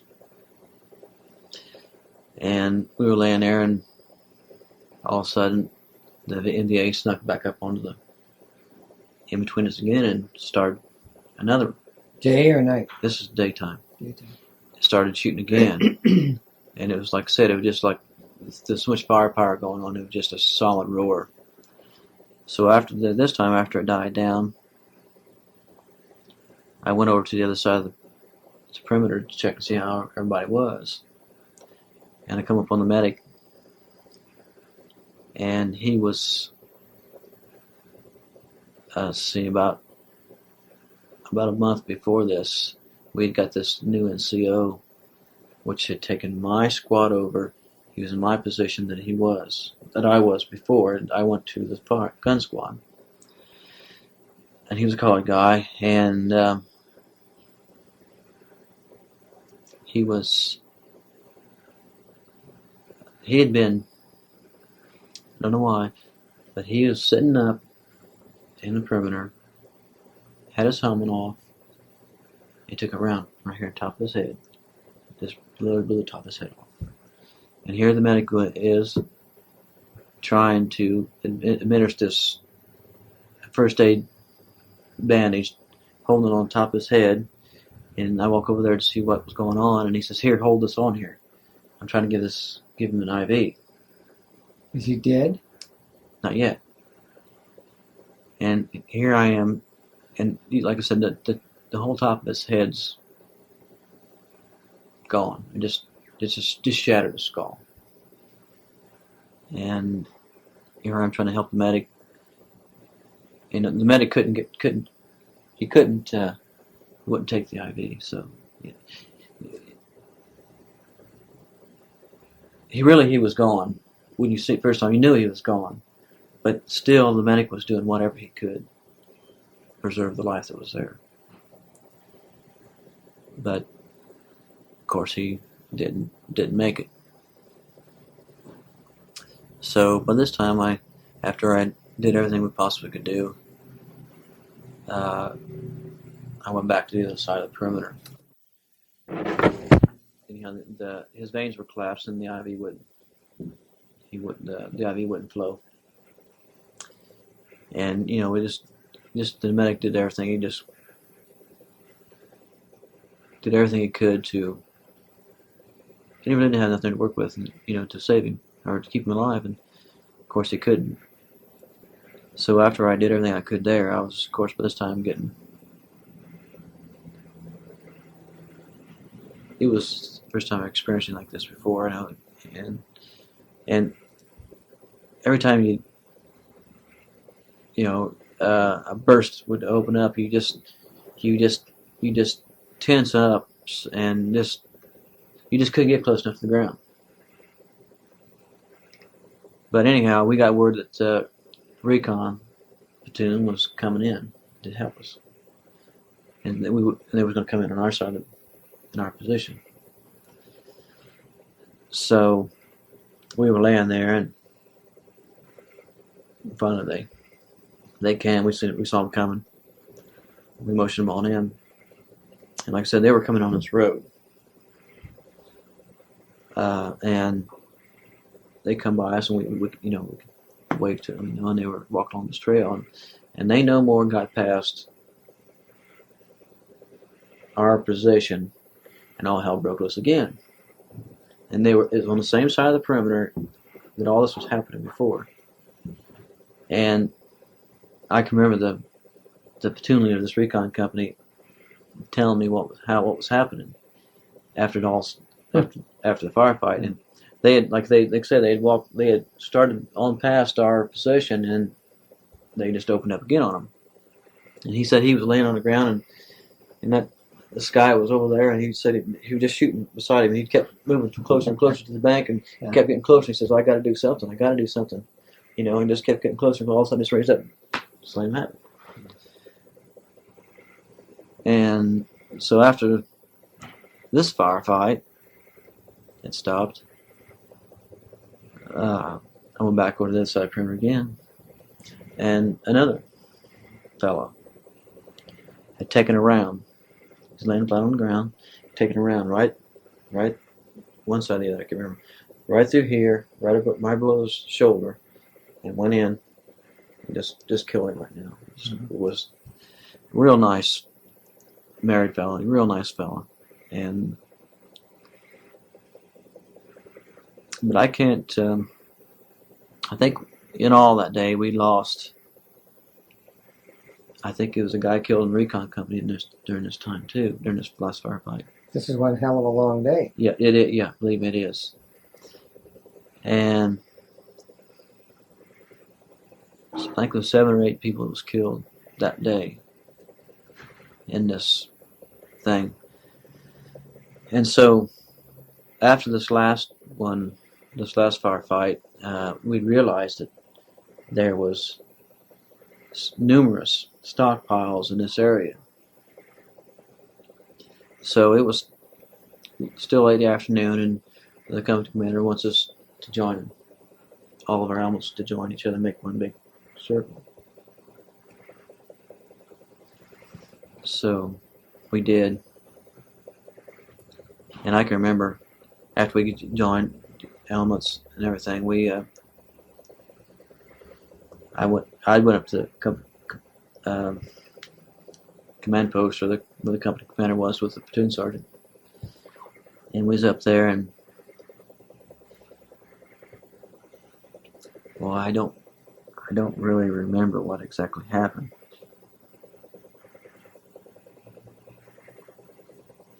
But either we opened up again, it was in the firefight, and something exploded in front of us, and it blew pieces of fire, scattered this pieces of fire on, and it landed on these piles of Ammo? TNT and these recoilless rounds and all of this, and These belong to NBA. this is NBA stuff. Yeah. And I can still just feel in the rush. You can see that these burning pieces of wood laying on this piles, and you just know this, if that ignited, it was all over. It was all over for everybody. Yeah. And fortunately, there were several guys that rushed up there and got it knocked off, put it out or whatever. It was. Did you know that you were on to something that big, or no? No, we had no idea what we were into. You just stumbled on. Now the company commander might have known it, but we didn't know it. Now, like I said, it was spotted by helicopters the day before, and then they knew there was something there. Yeah. Well, okay, they'd seen stockpiles of this along this road, and then they come back the next day and noticed there was a couple of them gone. So they said, hey, they better get somebody in there, and it was us. And so after we had captured it, well, that night we had to stay. We was in a company-sized circle around the company commander. We had to stay awake the whole night, 100% alert. Everybody? Everybody. And they had called in, the Green Beret show where they had this thing called Puff the Magic Dragon. This airplane had 6 miniguns on it. Yeah. They called in this airplane. And all night long, you could hear this airplane up there flying, or different ones, and you hear this. It's just like a foghorn on a ship, You just let a burst go, and he was up there for some time. So the position that we took up on the perimeter was where this other road had joined the first road that we come across. After the NCO that was in my old squad was killed, that put me back to being a line squad leader again. So we was on this road, and I had no idea what time of the evening it was. Still light or dark? No, this is dark. It's pitch dark. You can't see. You can't see 3 feet in front of you. This one in Vietnam, there was, when the moon wasn't out, you hold your hand in front of your face and you couldn't see it. And if the moon was out, full moon, you could write a letter. Sit up. If you was out in the middle of an open area, you could write a letter. By the light. By the light. Mm-hmm. But this particular time, it was pitch dark. I mean, pitch dark. We were laying there, and we thought we heard something down the road, And so we was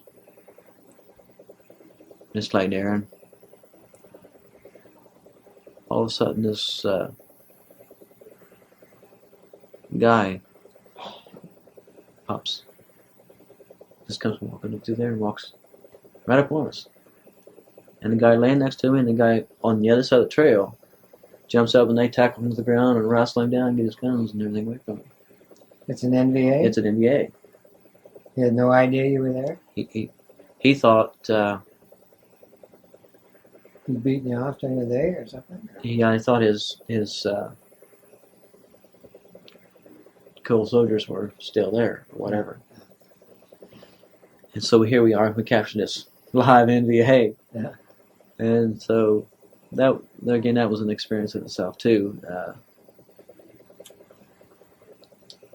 Having this guy walk into our position and we just grab him and wrestle to the ground. Do you have interpreters or anything? Yeah, we do. We do have them. And so anyhow, but this laying and after this, told myself, first chance I get, I'm going to re-up and I'm getting out of this. I've had enough of this. So Yeah. But by the time morning got here, rolled around, that was the last little skirmish of the evening. By the time morning rolled around, by the time it got daylight, I said, no, I survived this. Yeah. Hey, I can make it. I can make this. And so that was the last time I felt that extreme that I had enough of this. During the daytime and all, I don't know, I can't explain the feeling.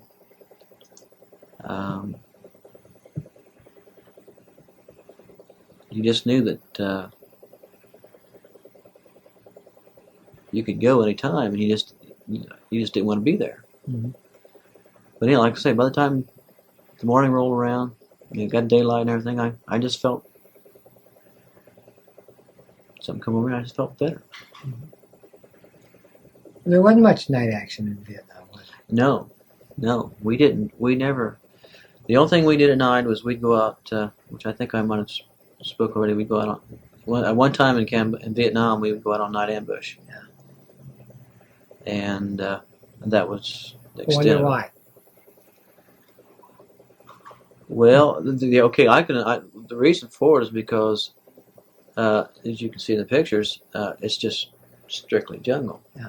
I mean, But we had the similar situation in World War II, and it seems to me like half the war was fought at night. I mean, the Japanese seems like that's where they developed a lot of these night scopes and stuff like that. But that's unusual.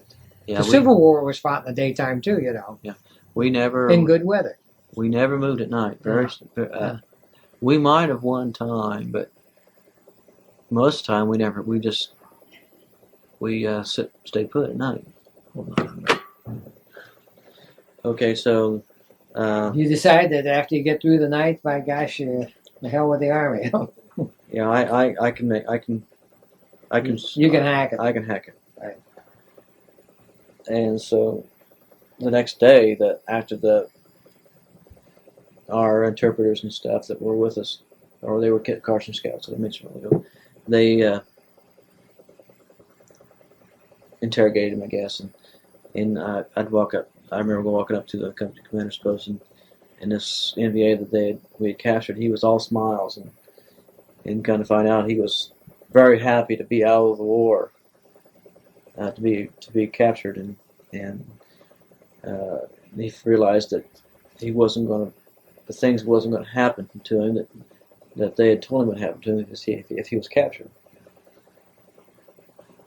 So anyhow, they realized how big it was, and then they nicknamed this cache Rock Island East after the arsenal that's at Rock Island East, Illinois, I guess. And so what happened then from that day on is there was our platoon and maybe another platoon, and then part of Charlie Company came in and secured the area. We made a secure place there. And one other incident that really upset me this time too was it was either the next day or I think it was the next day. One of the guys it was either one of the other platoons or I had to be one of the other platoons had taken a gun, a pistol, from a dead NVA. He had shot or something. So him and another fellow was out by the company commander's position, and they were looking at it, and somehow or another it accidentally went off and shot this guy right in the stomach. And I remember going up to the CP, and the guy was just sitting there, and he seemed to be fine. And a little bit later, I seen the two medics taking turns giving him mouth-to-mouth resuscitation. The next thing I know, the guy's dead. And all these helicopters were being in so much use that they had no helicopter to rush right out there and get him and take him back. And I imagine this took place in a matter of half an hour or so. And it just, just sitting there watching this guy deteriorate in just a matter of minutes. It was upsetting. Well, anyhow, we got the task of pulling security on this thing. We were there probably maybe a week, 10 days, and they brought in these little flatbed buggies you could see in the picture, and there was part of the platoon would be pulling security on around the thing, and the other part of people would go be loading the ammunition, the bullets, and the things that could be reused, and the weapons. Like there was, I knew we never did get a count on how many weapons that we found there. They were in boxes, constantly on them, brand new, never been shot before, and anyhow, it was all taken out. And so there was enough weapons there that everybody involved in this operation could have got 10 guns apiece. Easy. So after, during this time, the smart jury came in that I made acquaintance with down to 93rd Act at Long Bend. And he came in and he was just totally surprised to see me. So then he got a first-hand guided tour of what we captured. So you might mention here that Mark Jury was a combat photographer. Yeah, he was a combat photographer. Writer. And just freelancing in Vietnam. Right. Well, he was in the army. He was in the army, but that was his job. He was a combat photographer in the army. Yeah, in the army. Not attached to the army. No, he was in the army. And so at the end, after they hauled everything out, they brought in this demolition team in, and they rigged this whole thing to blow up. They was going to blow up everything that was left. Mm-hmm. There was one other thing that happened. Like I said, Charlie Company came in, and they took one half of the perimeter, and we took the other half. Well, I had mentioned automatic ambushes. Out in front of our positions, we rigged these automatic ambushes, these claymore mines, with a little 9-volt battery, tripwire. Well, the first day that Charlie Company joined us there, they had set up for the night, and one of the lieutenants wanted to know where the ambush was at. So they take him out there, show him where their ambush is at. In the meantime, they come walking back, and they walk into the other squad's ambush. Blew one guy's both his legs off, and did a lot of hurt the lieutenant severely too. But I don't remember. But it was another stupid mistake or whatever. But the lieutenant wanted to go out and see where the ambush was, and they come back in. They walked into the other squad's ambush and walked right into it. But anyhow, after the demolition experts had it all rigged, and we were sitting there waiting to get the order to pull fuse. In come this helicopter load of photographers. They had movie cameras. They had the whole works. So they wanted somebody to volunteer to take them back up into the site and show them what, so they could take movies and stuff. And so my squad took them on a tour, and that's where the picture on the front of this first CAD magazine, that's where the picture came from. It was taken during that time when it was up into the cache site and they were taking movies. And There was no danger by this time they'd cleared the area. well, oh yeah, they could. The NDA could have slipped back in there. Yeah, but it was. That's the reason why they had us to take them up there, back into it, so that for protection, so they could take movies of everything.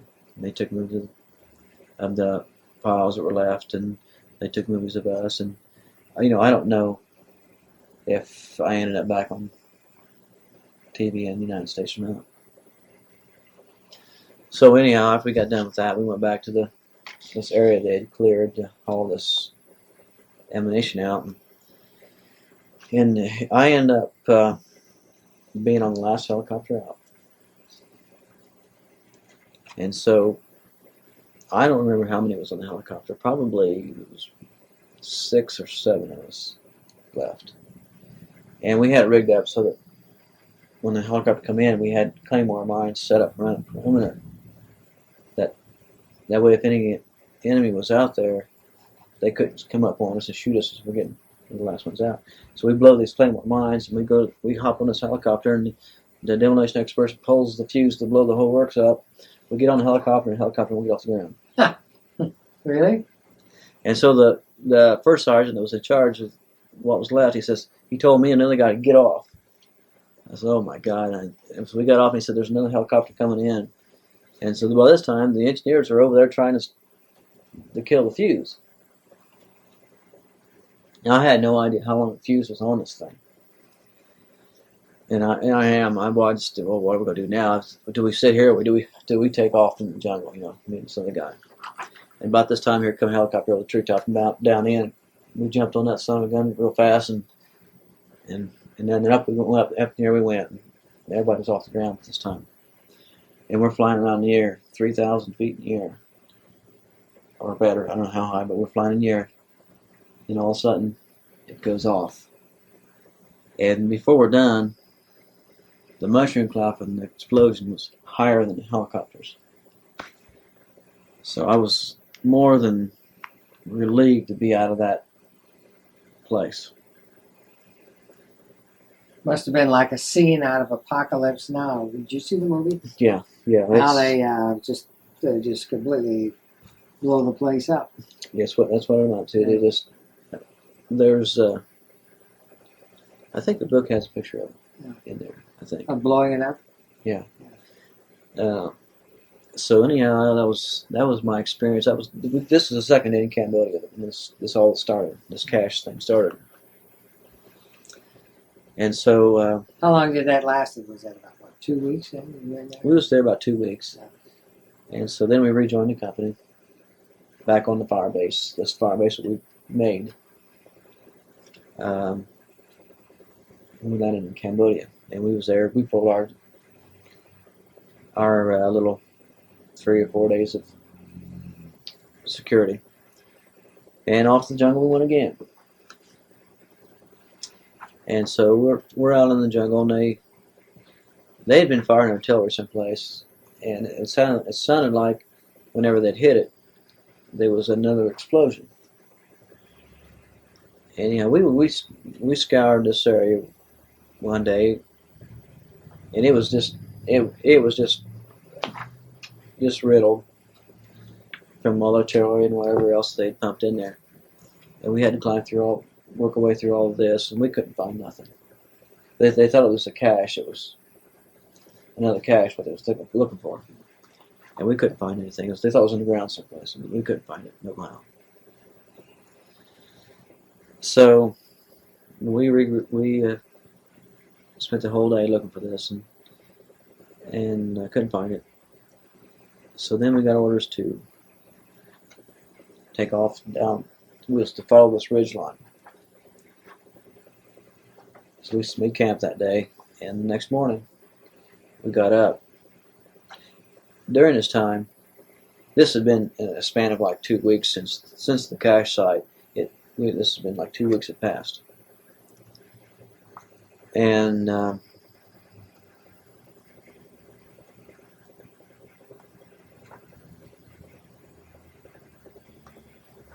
there had been a lot of casualties from the NBA ambushing the Point Element.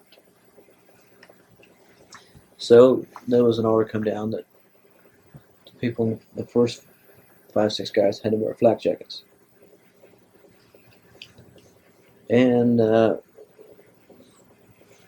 so we had to wear flak jackets on top of all of our other gear, and nobody didn't like the idea at all. So anyway, we got new orders to follow this. It's like a saddle. Like there was a high area over here, and there's a high area over here, and we had orders to follow this ridge line to the other side. So the next morning we got up, did our normal routine, and the Point Element, no more than got 50 meters out of the perimeter, and they got ambushed. Fortunately, nobody was hurt during this little skirmish. And they called in airstrikes and Cobra gun chips and everything in the air in front of us. And the company commander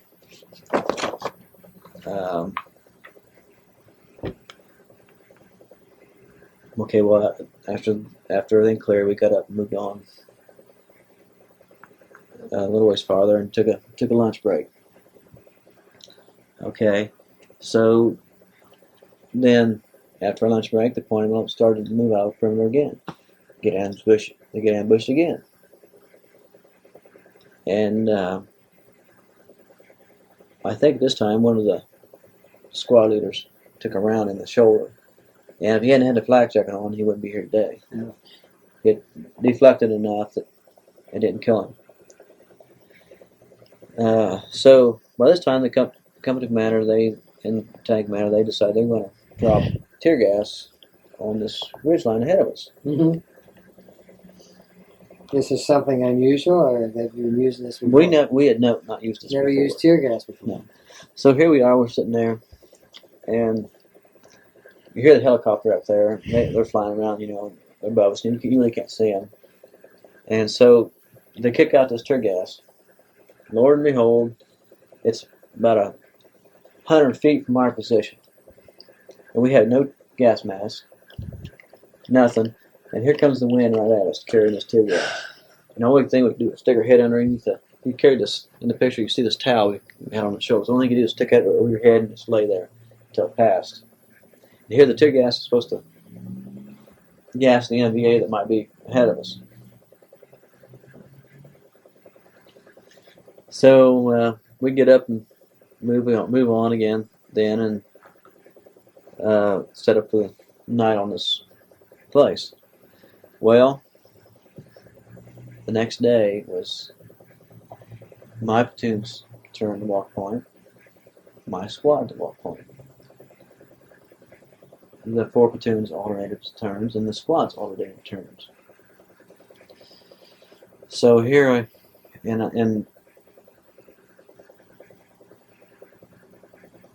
here we are getting ready to go, and here it is, our turn. After being ambushed so many times, just moving out.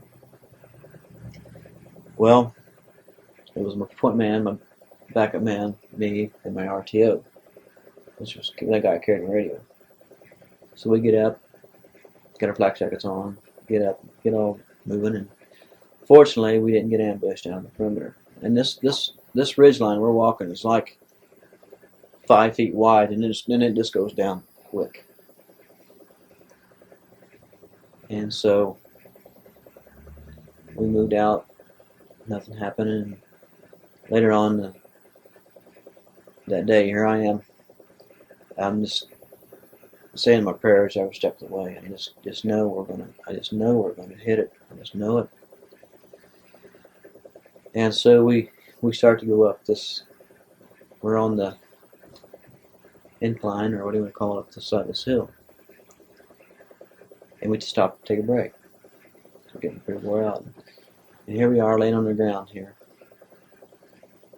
And my RTO and I are listening to the radio.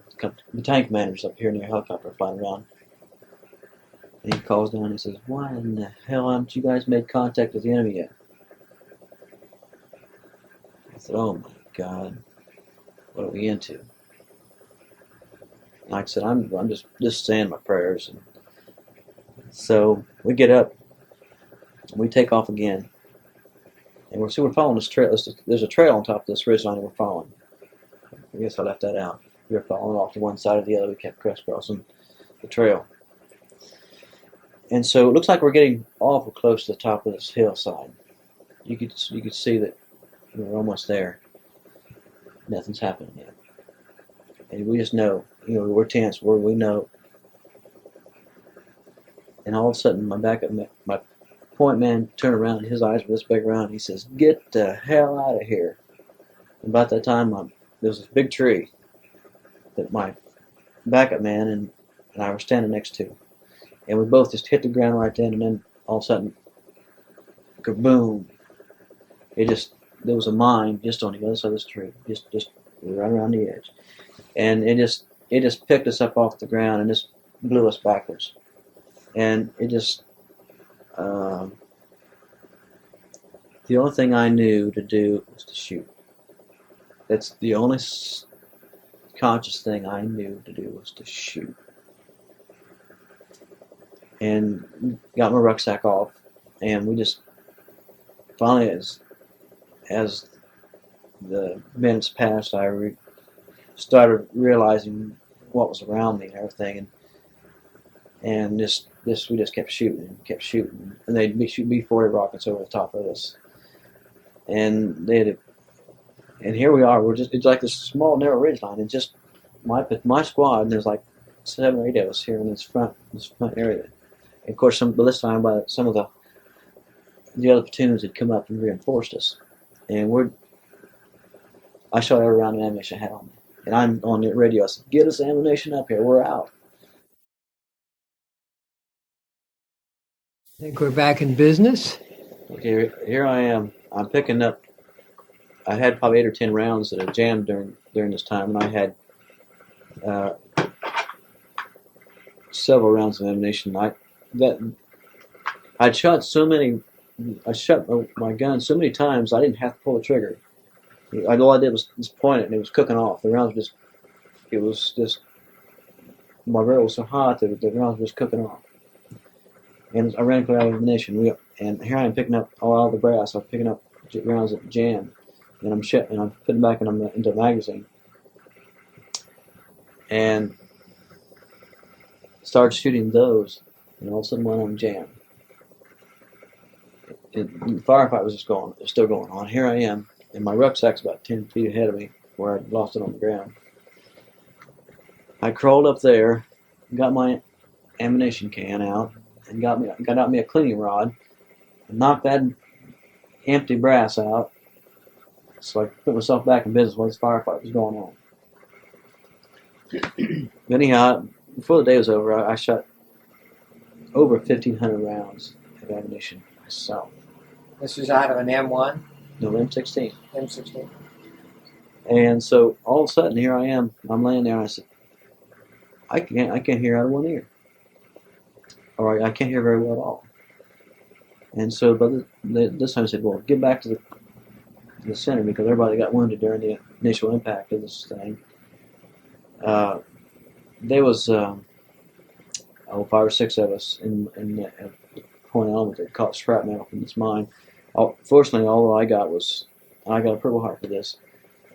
Piece of shrapnel, I don't even remember which hand it was. It just scraped the top of my hand. And but it blew a little bit, that was it.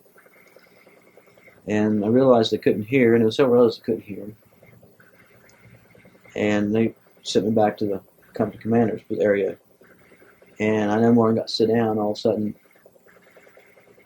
all hell breaks loose again, and they start shooting B-40 rockets, and the guy that I was laying next to, a B-40 round must have exploded right above him, and he got shrapnel right in his rear end.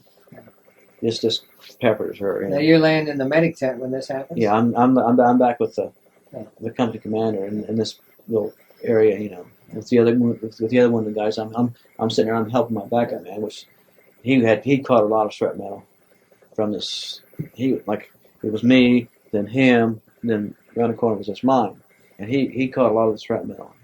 He eventually got sent back to the States because he had taken so much, but he was in good shape, you know. And here I am, I'm trying to help him, you know.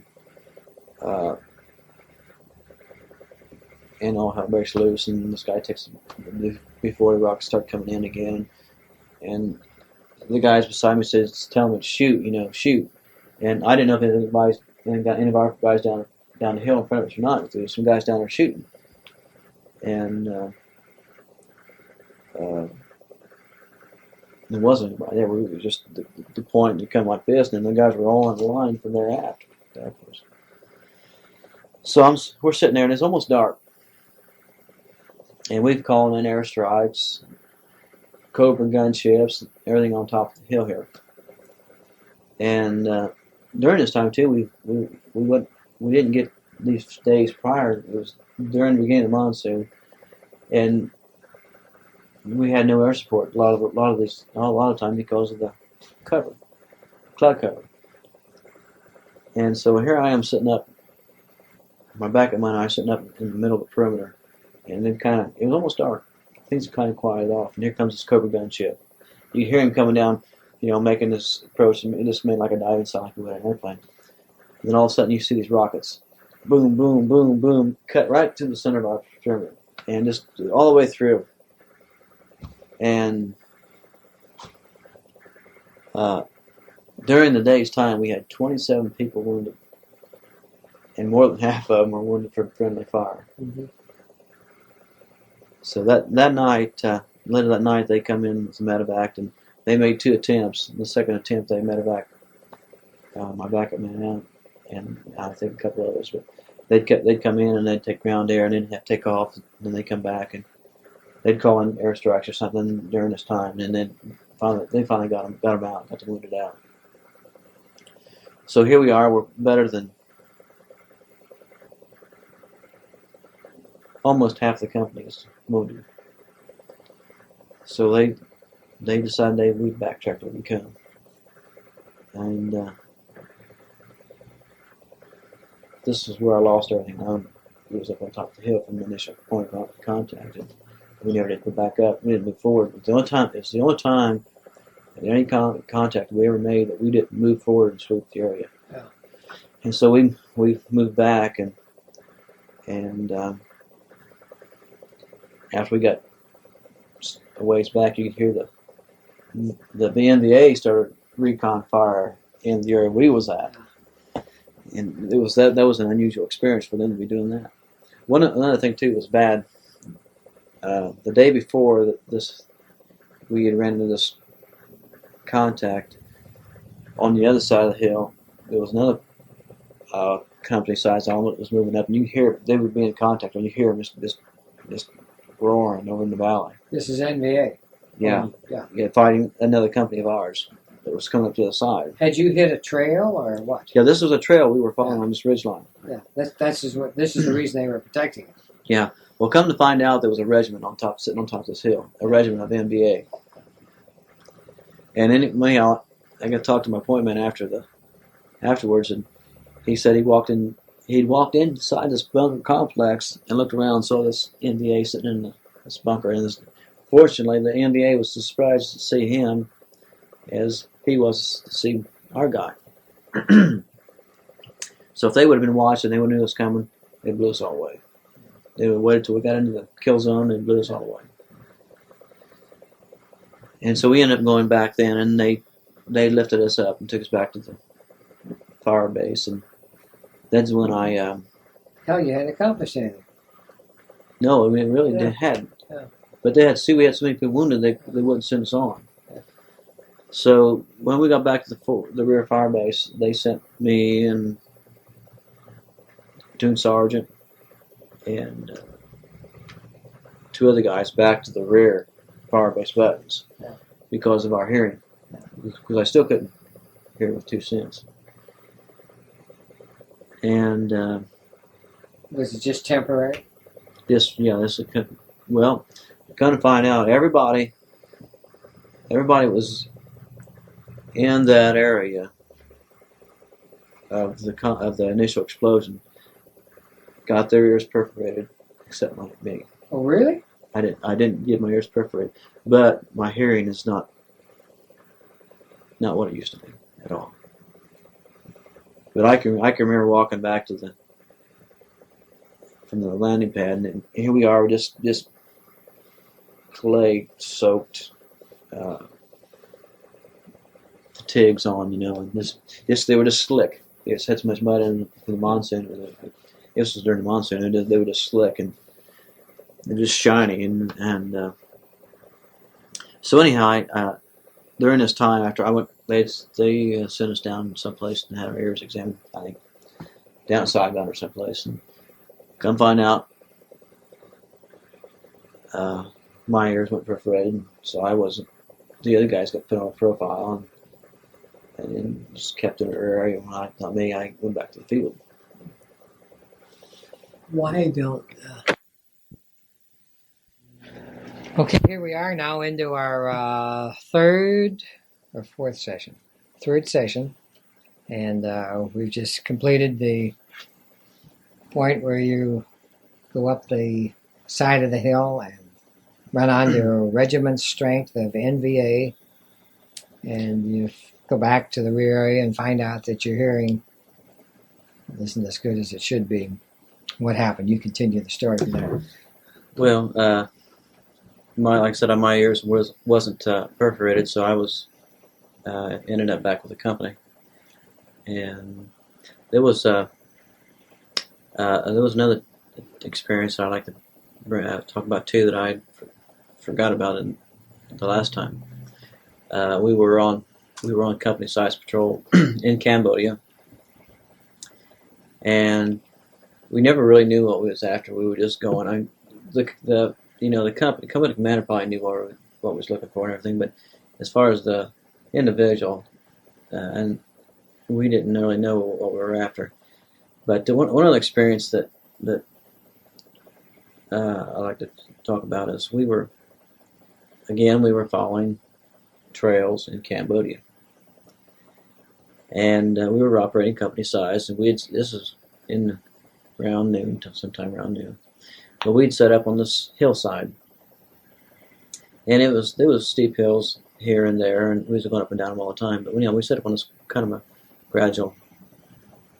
It was steep, but it was kind of gradual hillside, and so it was we had went on patrol the day before during this time, so it was two of the platoons would go out on patrol, and they would assign a direction, and they were supposed to go so many meters, whatever their instructions were.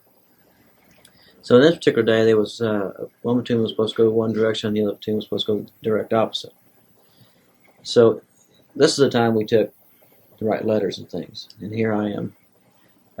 I'd broke out my personal stuff, and I'd started this letter to one of my girlfriends at the time, and this no more got into the letter, and one of the platoons was going up the hill, and the platoon size element didn't even get out of the perimeter, and they made contact with the enemy on the top of this hill. They were on top of the hill, and we had set up right on the side of it, and they were like probably 50 meters away all this time.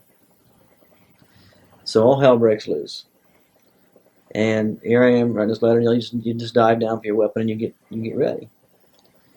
And so we were laying there, and I could hear them, the NBA were throwing down grenades on our guys on the hillside.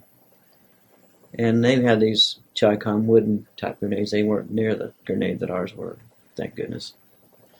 And we were laying there and we were listening to what was going on, and we happened to be we were on the hillside, but we were on say the point of contact was 12 o'clock. We were on from 12 to 9, and maybe more like down to 7 or 8, maybe. That was our sector that we were securing. That my squad was securing, I should say. And they were in contact there for a while, and then we were just kind of laying there and waiting to see what was going to happen, and until we got orders to do something, because we weren't directly in the firefight yet. We were just laying there and watching out in front of us. Of course, you couldn't see, but 15 feet in front of you, the jungle was so thick. And like I said, we were laying there, and all of a sudden, right smack in front of us, popped up an NVA, just 10 feet in front of us. And about that time, my M60 machine gunner just opened up on him, and he went to the ground. And at that time, this NVA reached down, and I didn't know if he was reaching down for a grenade or was he just reaching down to his wound or whatever. I don't really know. But about this time, I stood up on one knee and I just let an 18-round burst go off. I just know there was no. He didn't know what he was doing, so Couldn't take a chance. Yeah, and by the time, this is something else that's kind of hard to explain to some people for them to understand. As soon as that was over, I hauled back to Lieutenant and said, "Hey, we got a gook." It just like if we was out hunting someplace and we got a deer. And that's kind of in a way, the kind of feeling I had at that time. And so, anyhow, the same thing happened on this side of the perimeter. What they did was they'd sent feelers out around the outside to see what was on the backside.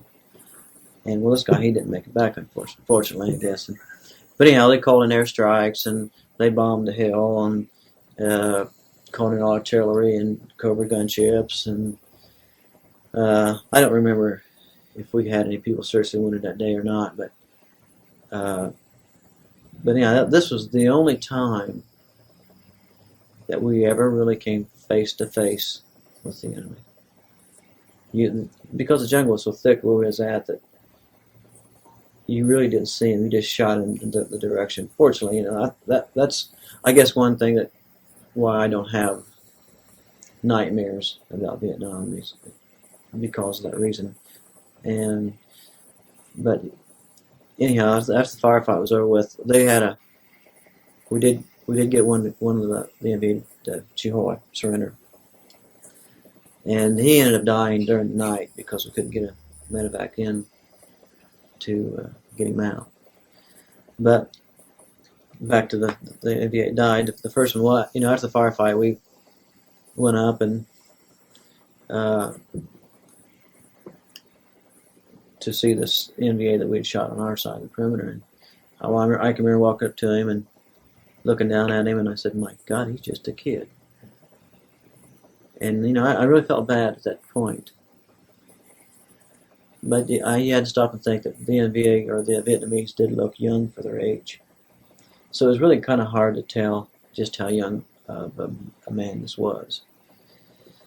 But come find out that when the M60 machine gunner opened up, it dang near blew his leg clear off. And then when I opened up with this 18-round burst, I found this. He had one of these. You ever seen of these? Like an African safari helmet, with the round top and the brim, Well, he had one of those on. It was a regular NDA helmet, which I have at home right now. And you still have his helmet? Yeah, I still have it. And I got his canteen, and I have his the belt that the canteen was mounted to. But anyhow, the helmet had a shot group as big as a 50-cent piece, where I had stiffened up and I'd froze and let that 18-round burst go off, hit that helmet and it was 56-9. But normally, when you let an 18-round burst go, it'll just your rifle veers up to the left. It just keeps rising up to the left. Well, I guess from being so tense and everything, I held it right there, and which was an unusual situation, making a shot group that small. And I think it had his name in it and the date and everything. At the time, I wasn't too crazy about taking a souvenir like that. And some of the guys said, "Well, if you ain't gonna take it, I'm going to." So I said, "Well, okay." And like I said, I had his canteen and I got the belt that went with it, and the belt has a bullet hole right smack dab in the middle of the buckle. And of course, the guy that shot him first with a machine gun got his weapon, which was an SKS, a real nice weapon, SKS. So, but like I said, that was one of the experience that was really it bothered me quite a bit at that time. But another fun little story: the very next morning, one of the guys in my platoon or squad, every morning you took the round out of the chamber that was in the chamber and replaced it with a fresh round, because the moisture in Vietnam, sometimes the round would freeze in there or rust or whatever. You had to change your rounds all the time. And for some reason, when he did this, he discharged the round right through his foot. And I had to sign out how many papers saying that was an accident, which it was an accident. He didn't do it on purpose or anything else. But anyhow, back to the NVA that died during the night. As we were, they had set him up, and he had his own. They had taken his belongings and made him like a little hooch. Like I said, this was during the monsoon, and it rained every night all the time, and it was the monsoon. I have to say I've never been any more miserable in my life than during this time in the monsoon, because you got up, you got soaked right now, and you were soaked all day, and when you got into your poncho liner, your body heat would dry you out, and you get dry, and then you get up and you get all soaked and all over again. But anyhow, this, like I said, this NVA had died, and some of the guys in the company had set this dead NVA up in this, and he was underneath his own hooch anyhow, and he had died, like I said, died or night. And they'd set him up, propped him up, and put a book in his hands, like he was sitting there reading or something. And I'm not sure what else they did to this guy, but it was, they might have even left there. A lot of the companies had company sayings. I think you saw in the book where, say for instance, company D deals in death or something like this, and they might have got some something like that. I don't know, but there was some humor in it, I guess. I guess when you're out there, you do some crazy things for humor, but now it doesn't seem that humorous to me at the time. Right, for sure. But that was one experience that. Clarify in my mind, what are you operating out of? Are you operating out of a fire base? Are you operating out of a rear? You're taking in on the choppers every day? Or? No. We'd have a rear fire base, which was fire base buttons. Then we had what we call forward fire bases, which are fire bases that were built out close to the areas that we're operating out of. And the reason for that is so that we can have artillery support anytime we needed it. But your artillery would come out of the main fire base, out of fire base buttons, correct? No. Well, they had artillery there, yes, but we built these forward fire bases, which were out close to the area we were working in. And what would you have in these? What type? They would have 105s. Yeah, 105s. Yeah, basically 105s. Very seldom had anything else, any bigger. Mortars. Yeah, they had mortars, yeah. But the mortars were never used for us. It was just more or less for the fire bases protection. Okay. But the 105s we did use. Yeah. And sometimes they had 155s in there too. But we were we operated this way almost all the full time. We would when we combat assault, we make a combat assault. I've talked about that before. We'd combat assault out into the jungle, and we would work for anywhere from 15 to 20 days at a time out there. Yeah. And we wouldn't come back at night. We'd stay out there for this time. Then we'd come back and we'd go to the forward fire base, and we'd spend 3 to 5 days on this forward fire base full security, while the other 3 platoon companies were out doing the same thing we just did. And it was just mainly a big search and destroy mission all the time. The only time we were really ever what I would call on the offense was in Cambodia. And in my opinion on this, it was probably the greatest thing, or the most important thing that ever was done in the war to end it. And why I say that is because of the size of the cache of rock iron east that we captured the second day in Cambodia. And there was others close to the same size that they captured. I think there's one called the City, and I'm not really sure how many others that were found, but there was numerous others that were found. But the reason why I say that is because once we got back into Vietnam, it was kind of like being on a camping trip. We did make contact with the enemy after that, but it was so much different than it was before, because usually they were in small groups, 2 or 3 or 4 maybe. Sometimes one time we made contact and it was maybe 5 or 6. But what was so unique about those incidents is almost always they'd throw their weapons down and they would hightail it. They'd be gone, and at that time it got to be kind of fun. We never really killed that many NVA at that point, but you weren't so much afraid for yourself because you knew that they didn't have anything. And the reason why you knew that is because during this time too, we get resupplied every 3 days. And what we would do, we'd move out and we'd leave a platoon or a squad back, and they would set up on this log site that we got resupplied on, and we would sit there for ambush. And even though everything we didn't keep out of this resupply in the sea rations or whatever, we would open it up and throw into a fire.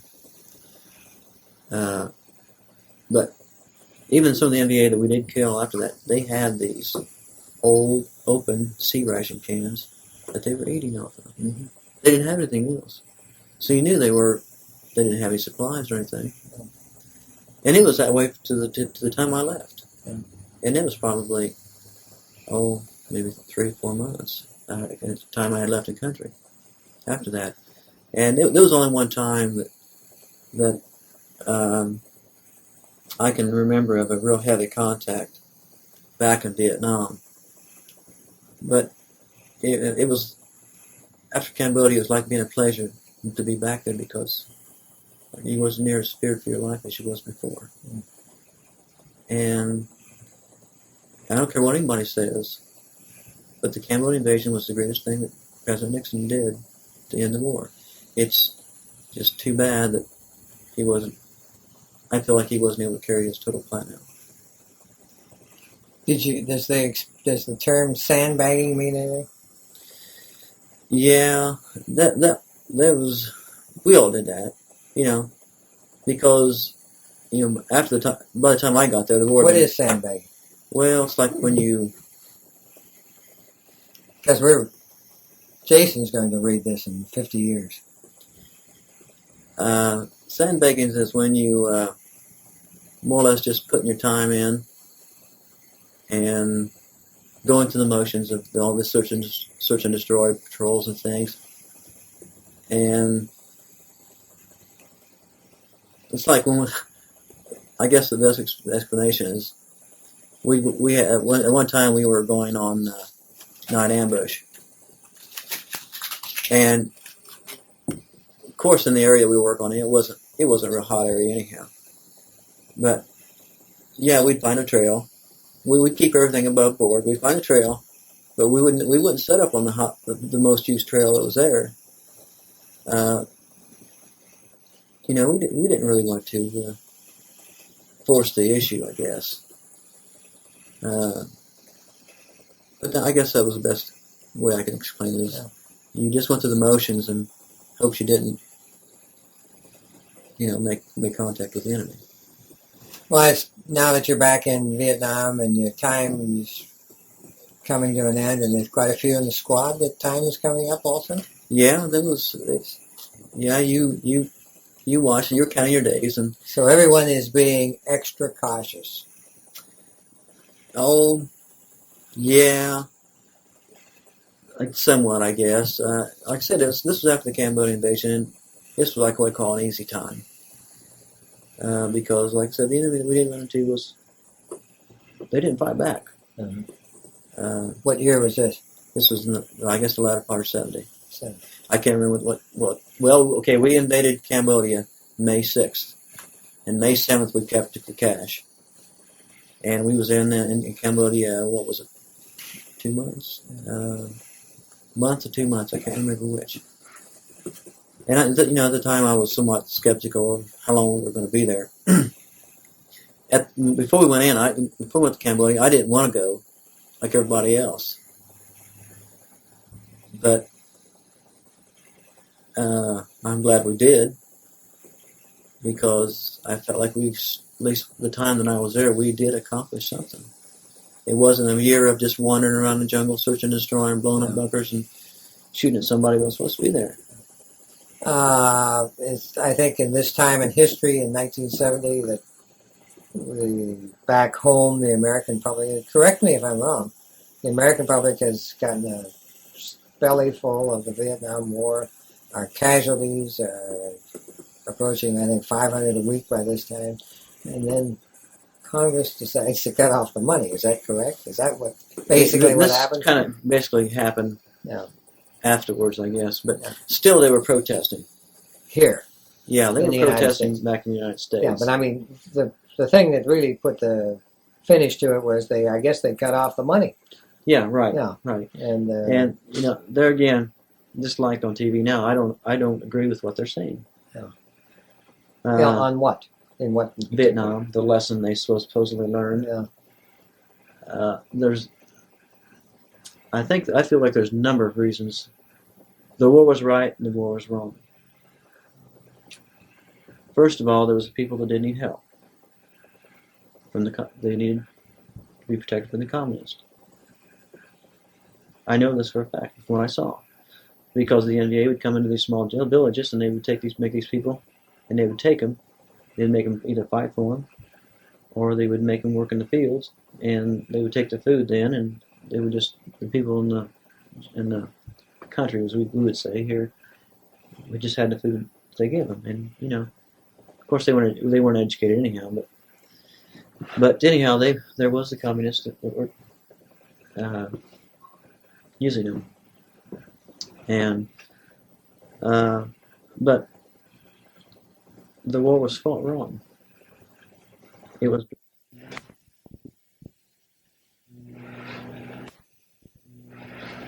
Okay. Something I just thought of while you're changing the tape here, that back to the people that live in the country in Vietnam. During this time, after the Cambodian invasion, we did run a lot of times into people that were in the jungle, and they were mostly montagnards, and they were always really glad to see us come. And a lot of times, after a month before I came home, due to the drops that were coming down and the people were leaving country, I became the supply sergeant on a forward fire base. I was on this base for about 30 days before I got to come home. And during this time, I remember this, so it was probably 20 or 25 of these people that the company had brought back to the fire base with them. And it was really pathetic to see these people, because the children, were they had malnutrition. They had malaria. The malnutrition had their stomachs just bulged way out, and then on the other hand, their arms and legs were skinny, and even a lot of the kids had no cheeks on their rear ends. It was just sunken in. I mean, it was just, it's hard to imagine. But these were the people that Vietnam made work for them. And I can remember, here we are, we see these people, and they look like they hadn't had anything decent to eat for so long. And so here we are in our company tent that we had. It was our headquarters, more or less. And we were giving them sea rations and stuff. You know, that we thought we were doing them a favor. Well, these sea rations, mind you, you know what sea rations are, were so rich for the system that they no more ate them down than they were vomiting it back up. Their system couldn't take it because they weren't used to that kind of a food from being in the state that they were in. Anyhow, back to where I had started to, the war was fought wrong. And what proved to me the war was fought wrong was the Cambodia invasion. Because, like I said, that was the only time that we were really ever on the offense during the time that I was there. And it just seemed like once we did take the offense and we backed off, I mean, I'm talking about the bombing of Hanoi and whatever other moves that were made during this time, that we didn't carry it far enough. We didn't fight the war to win. We fought the Cambodian thing. It was just a thing to push the BNVA back far enough that the United States could pull out. I think that was probably the intentional plan was like a deal like it was in Korea. They were going to train the South Vietnamese to defend themselves, and then let them take care of themselves, like Korea is right now. And like I said, I think time ran out on President Nixon, and he didn't get the job done due to the pressure back here. The people protesting, and even at the time, it upset me. The Kent State thing happened while I was there.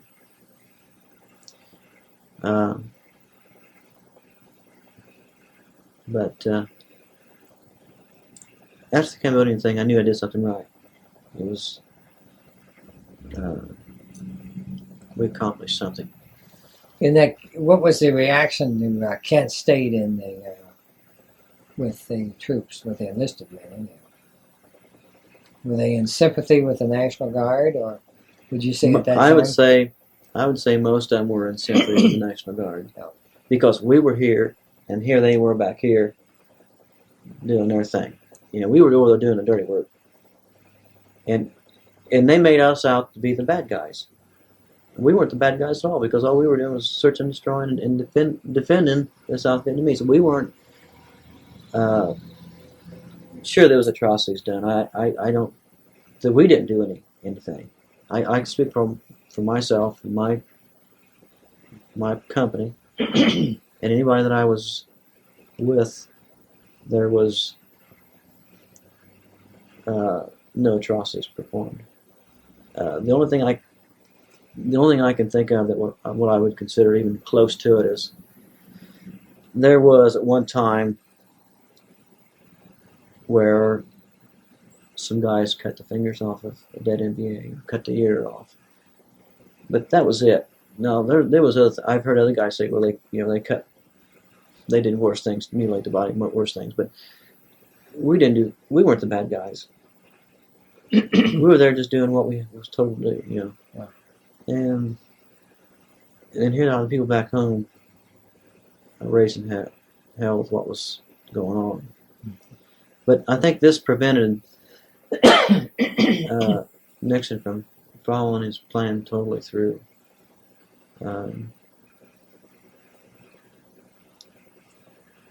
So no matter how the outcome, it's the way it is now. At the time I had, when South Vietnam fell, I'd been out of the country for several years. I guess I got back into the routine of life here.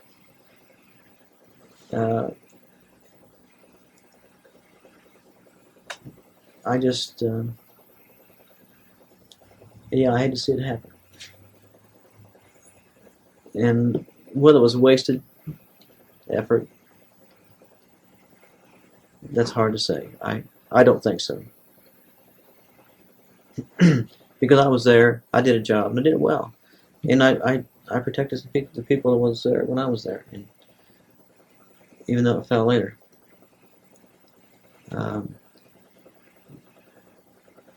I feel like the war could have been fought and ended 2 years or less, maybe. Wow. Just like the Cambodian invasion thing. You take charge and you go on the offense. The only thing we did was walk around in circles all the time. Well, North Vietnam had absolutely no air support. No. Did they have much artillery support? No. Did they have any mortar support at all? Yes. They did have mortar support. And that reminded me of an incident too. We got in. This was a firefight, I think, after. I can't remember if it was after or before Vietnam or Cambodia. The only time that I got mortared, and boy, I was an experience too. We were operating company size in this was South Vietnam, and we were on a typical search and destroy mission, and we had just set up middle of the day, and my squad had sent out what we call sector patrol, which was made out when I was sent out a little patrol. It went out right in front of your sector to make sure you knew what was out in front of you before you set up, and so they were out on this patrol, and they were about halfway around, right smack in front of us, and they hit the edge of a bunker complex. And all hell broke loose. And that firefight went on and on and on and on. During the time of the firefight, all of a sudden you hear this thud, thud, thud. And about that time, you just, oh God, don't be honest. Don't be honest. And fortunately, each time you hear these rounds go off, they were off. They were off enough that we didn't get any shrapnel, no debris, or nothing. And every time we hear these mortar rounds go off, they'd call in a Cobra gun chip on the guesstimated area, and it'd stop for a while. And pretty soon you'd hear it over a couple hundred meters away.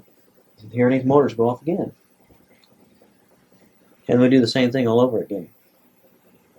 Call in the Cobra gun chips, whatever, to stop it. But I don't know how many times they'd shoot 5 or 6 mortar rounds off at us, and thank goodness none of them came close.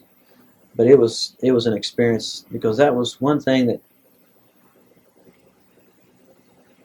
you couldn't dodge from, or you just had to lay there and hope like the devil that they weren't on target.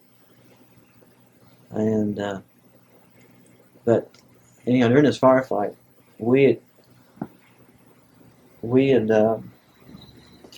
they kept bringing in. We kept shooting M79 grenades at these bunkers where the fire was coming from. And before the day was over, we shot every M79 grenade round we had in the company. I mean, every single one. So anyhow, the next morning we set up right there where we was at, and we had a couple of guys hurt during the night. And the next day, I don't remember why we didn't go through the area that the contact was made. I think because we were low on ammunition and they weren't able to get it to us for one reason or another. And so we moved off into a clearing till we were supplied, and they brought in another company. And next day, and they swept through the area, and they said that there was blood all over the place. There was no bodies, but there was blood all over the place, and you know that there were several people, the enemy that was killed during this time. Were you out on any body counts? To go out and make a body count? No, Never? no. Although we did keep a body count. And I think I might have mentioned at the beginning of the tape that when I left country, my platoon had the highest body count in the battalion. Numbers? Numbers. How many? I don't know. Okay. I don't remember. There was a saying that the Cav, I was with the first Cav, and there was a saying that went around that the Cav kills for ice cream. Kills for ice cream. Yeah. And well, anyhow, one day we were out. My lieutenant had gotten wounded, and he was gone for 8 weeks, and I was platoon leader for 8 weeks. Here I am, an E5 bug sergeant, platoon leader, and we were out on patrol by ourselves, platoon size, and I was really uptight during this time. I wasn't worried about what I would do if we made contact. I just felt so responsible for the guys that I was worried about what I would do if one of the guys was hurt, bad, or killed during this time.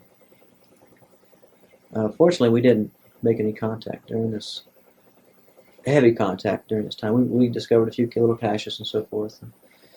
And the day we got the lieutenant back, we had got resupplied, and we took off down to the countryside, and we'd set up, and we got a new E6, black E6 that day, and we'd set up, and let's like doors, middle of the day, we'd set up, and then we'd set out our little sector patrols, and the same squad that made contact in the last incident that I told you about got ambushed. Just right outside our perimeter, got ambushed. And most of the guys at this time were all Midwestern guys. They were from Michigan, Indiana, Illinois, and Ohio. You know, we were mostly Midwestern people at the time. Very dependable. Very dependable. And like I said, they got ambushed, and we opened up on them, and we had our stuff together. When something happened, we knew what to do. And so after the firefight had calmed down, we'd call in air strikes and all of this on the direction that we thought they took off. Lieutenant was going to send me out with another squad, part of a squad, and we was going to sweep through the area. You know, shoot and move and shoot and move. And so anyhow, this new E6, he says, instead of telling me to do it, he told the E6, well, you get a couple guys and go up there and sweep through the area. So he did, and they had one step on that day. A step on is a guy laying there dead. And we had got one step on, and there were several blood trails and several weapons that were dropped. And here they ambushed us. We didn't have the first soul injured. We had one step on and several blood trails. And this new E6 went up there and swept through this area and saw this dead guy laying there and all of this. And he comes back, and they come back from all of this, and we're sitting there. And here I am afterwards. This is during the monsoon, and I was hanging up my poncho liner to dry out. And I seen, look over to C6, and he was just breaking down. He just was having a breakdown right there. He just could not take it. I guess being the first day in the jungle and all, it might be kind of hard to take. But anyhow, the battalion commander comes out and brings us ice cream. To go back to the story that Cap kills for ice cream. And there was other times that we kind of got a little special attention from the battalion commander. He especially flew out there himself, come into our patrol site, and congratulate us for a job well done. And then like I said, bring out an ice cream. Mm-hmm. Well, during this time, when they left, they took this E6 out with him because he was just no condition to stay out there with us. How did you finish up in Vietnam? Then? Relatively uneventful, and then you went on as supply sergeant at the fire base? Yeah, I went to, probably 30 days before I got out of the jungle. I took an R&R, and I went to Taipei, Taiwan. And needless to say, I come back a new person.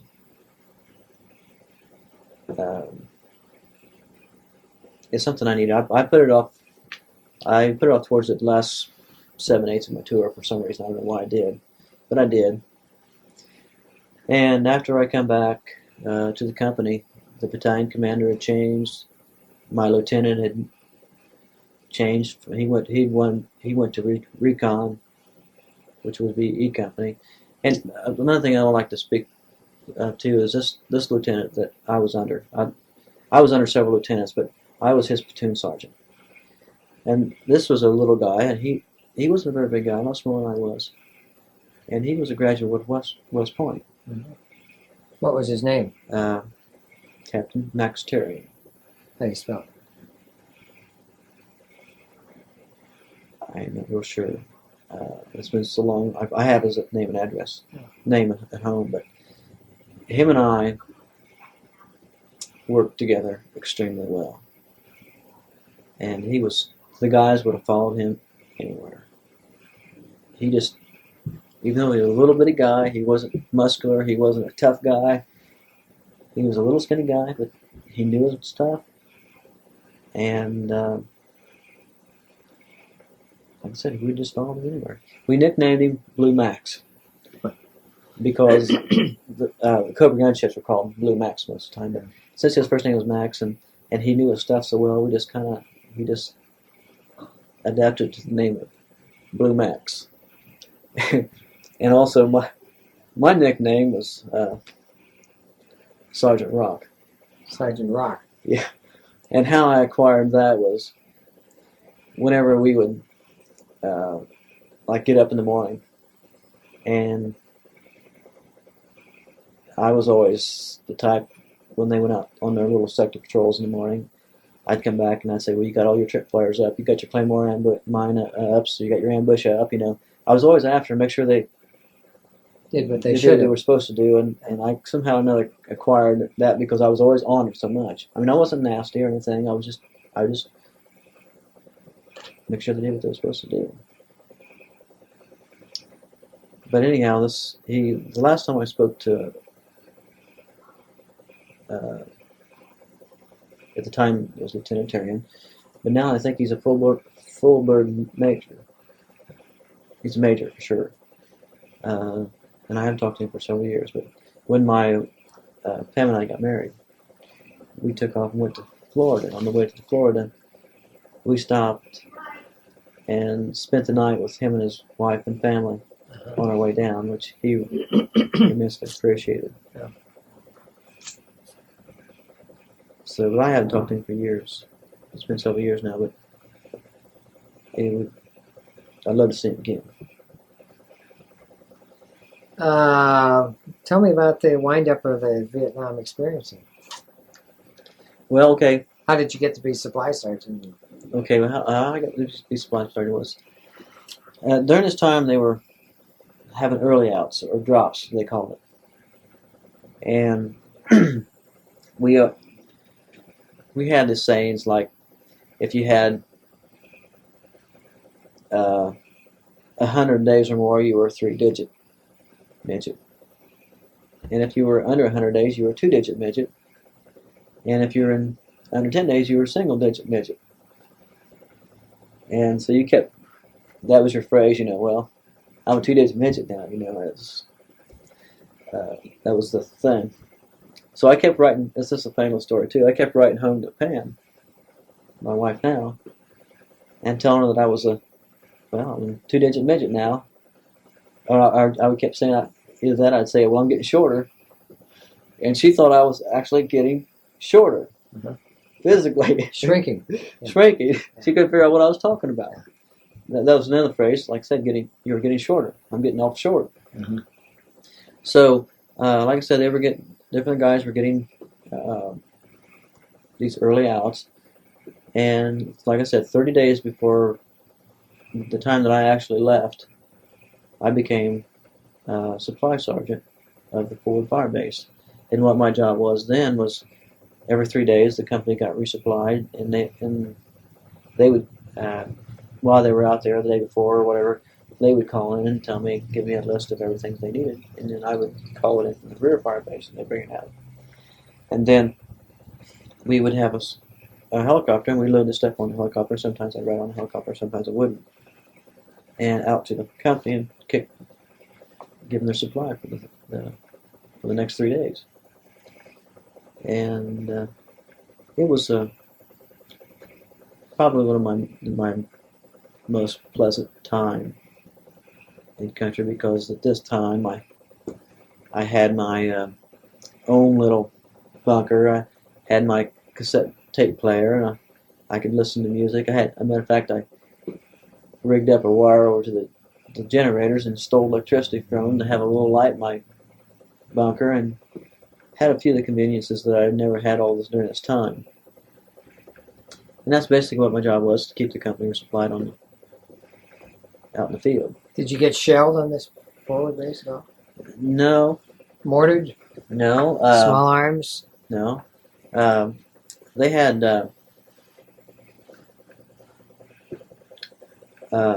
I can't remember exactly what it was, but some type of they had sensors outside the fire base. And any time they would pick up any kind of sound or whatever, they would zero in on it with the mortar rounds. And there was one night that it was like a little valley on one side of this particular fire base, and they picked up something down it, and boy, they let it have with the mortars. And of course, we were right next to the mortar. My company area was right next to the mortars, and boy, the mortars seemed like they were just coming up and coming almost straight down, you know. And matter of fact, I've during this time I recorded tape and I'd send it home to my mother, and I have a recording of this particular incident on a tape at home, and I played it a couple of times for Jason, and you could get the sound effects were very good, and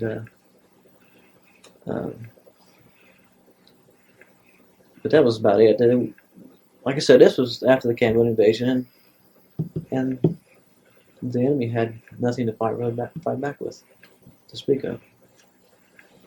Okay, you're a single-digit midget now, and time to go, and how does it go? Okay, the last day, Is it a full year, 12 months? no, this was only 11 months. The last day we resupplied the company, I had to go out on a helicopter. And I had to... For what reason? That was part of your job, or you No, wanted to? I wanted to. No, I didn't have to. I wanted to. And I wanted to be able to stand in the helicopter, kick off the stuff, and stand up and say, "One day, guys, one day." And you can imagine the remarks that I got back, and I won't repeat what they were. And they were glad for your remarks, but they were smart remarks, you know. But it is something you had to do, is to go out and see your friends that you left out there, and say, "One day to go." But I actually had more than one day. I had one more day before I was sent back to the rear to start processing out of country. And I can remember, in fact, I even got pictures of some of the fellows as I would leave, you know, I'd take a shot at them as I was leaving. And, but it was, I can still remember that last day, and it was a highlight, I guess, of my tour in the jungle. But like I said, the next day, it was during this time I had Those 30 days, there were several of the guys that were in my platoon that were going home too, and they would leave a few days. They lived a couple days ahead of me. You know, there was probably they were my helpers on the fire base too during this time, and it was a memorable experience. You know, them leaving before you and saying your goodbyes. You didn't have any parties or beer bust or? Oh, they had their little things. They had their marijuana. A lot of them did. I didn't. Being in the position that I was in, I felt that I couldn't partake in that on a 4 or 5 days. Now, when I was down at Benoit or something, that was another story. I participated in, but I never smoked marijuana. Not the first time. It wasn't on my list. And but I can still remember the guys leaving, and when they would leave on what they called a Chinook. It was one of these big double prop helicopters. He went into the back, and seeing them off, you know, it was you had a lot of feelings there because they were your.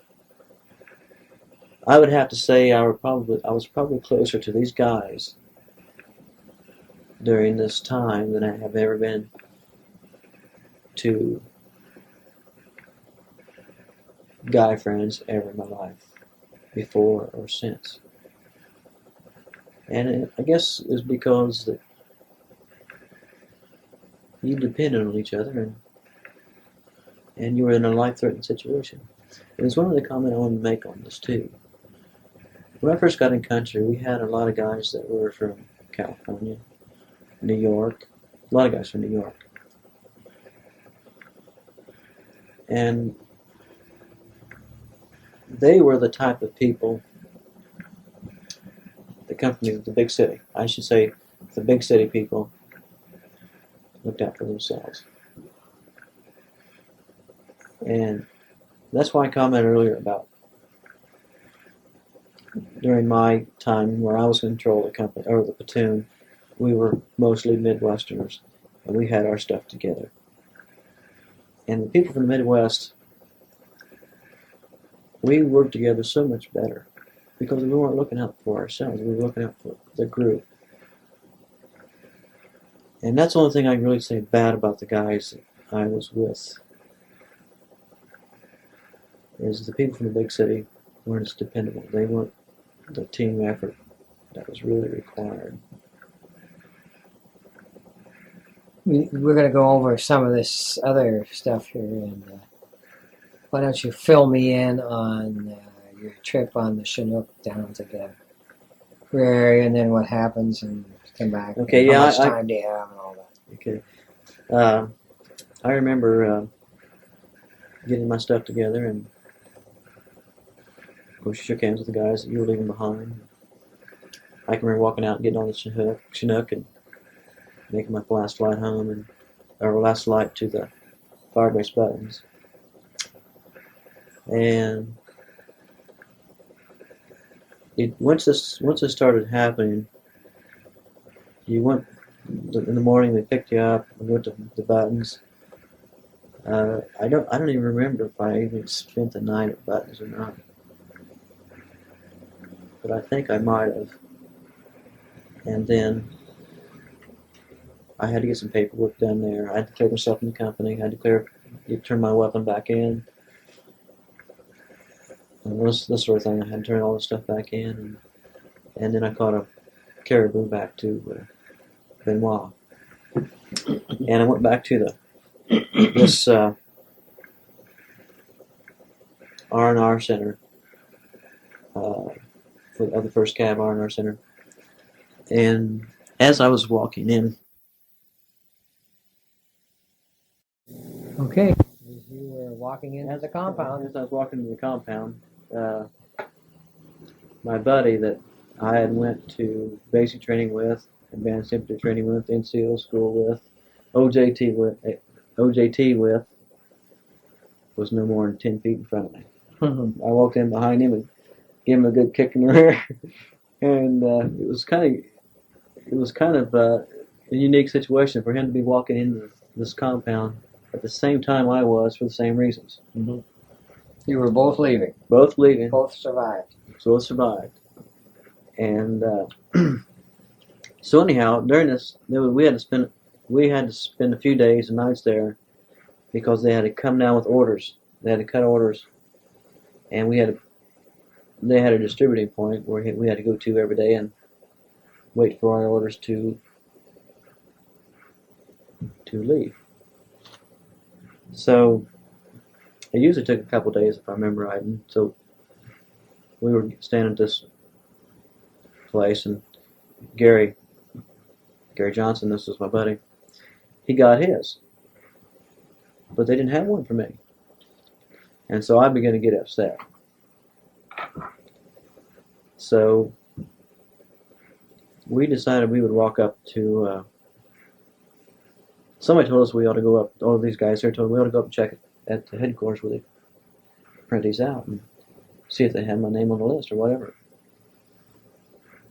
So we walk up there, and I can't remember what answer they gave us at all. I don't even remember the answer. But as we were walking back, there were some guys out there playing volleyball alongside the road. And all of a sudden I hear this guy say, "Hey, Sergeant Keene, over here." And I walked over there, and it was one of the guys that had joined the company in Cambodia. And the day on the hill that we walked into the regiment size element, he had gotten wounded. Second day in country, he had gotten wounded and sent back to the rear, and he had gotten this clerk job due to his injury. And he wanted to know what I was doing, how I was doing, and all that. And so I told him that we'd come up here to see where my papers were, so I could go home. He says, "Well, come with me." So we walk into this building, and here they are running these orders off. And he goes someplace, and he says, "Here they are." He runs them off and gives them to me, and I'm ready to leave there. And I think Gary might have left a day ahead of me there because of this file up. Somehow they had my name filed up. But anyhow, thanks to this little walk that we took up there, and thanks to the guy that I had spent 2 days in country with,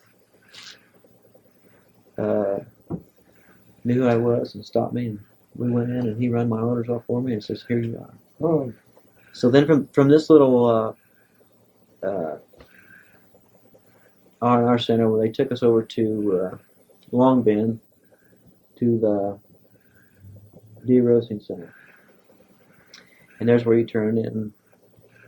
I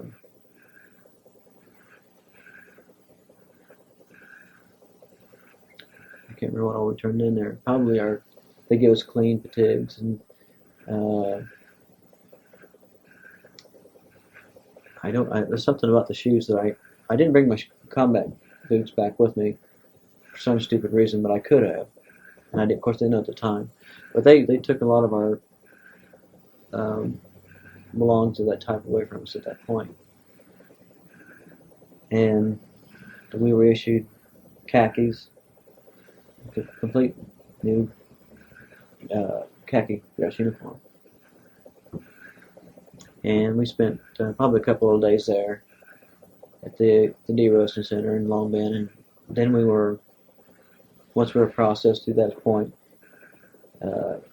became our time to jump on the bus and go to the Benoit Airport, and I can still remember walking out to get on the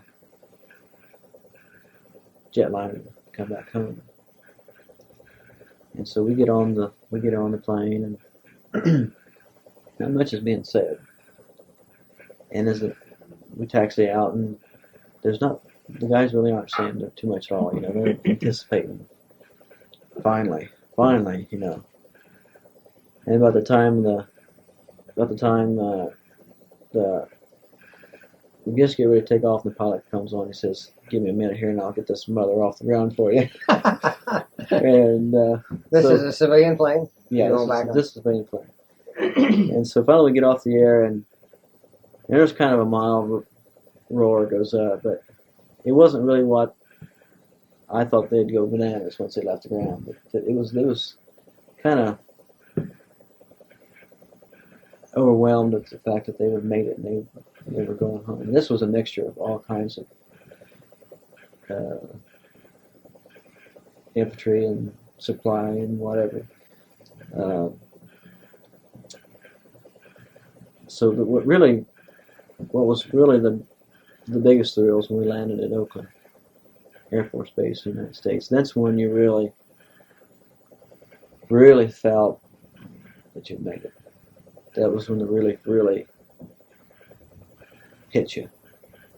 And I mentioned it earlier in this that the thing that I wanted to see is when I walk into the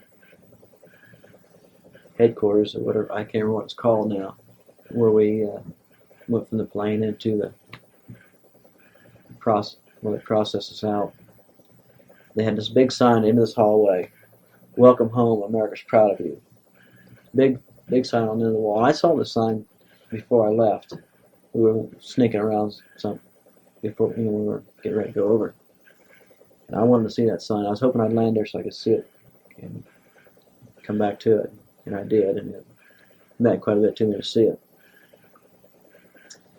But anyhow, I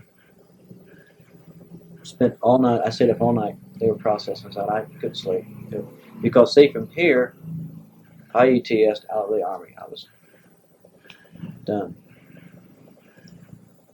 and so I stayed up all night.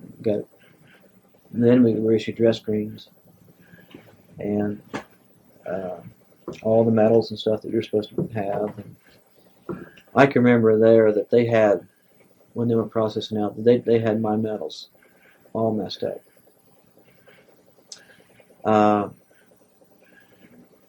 I did have probably half the medals that I was supposed to receive on record.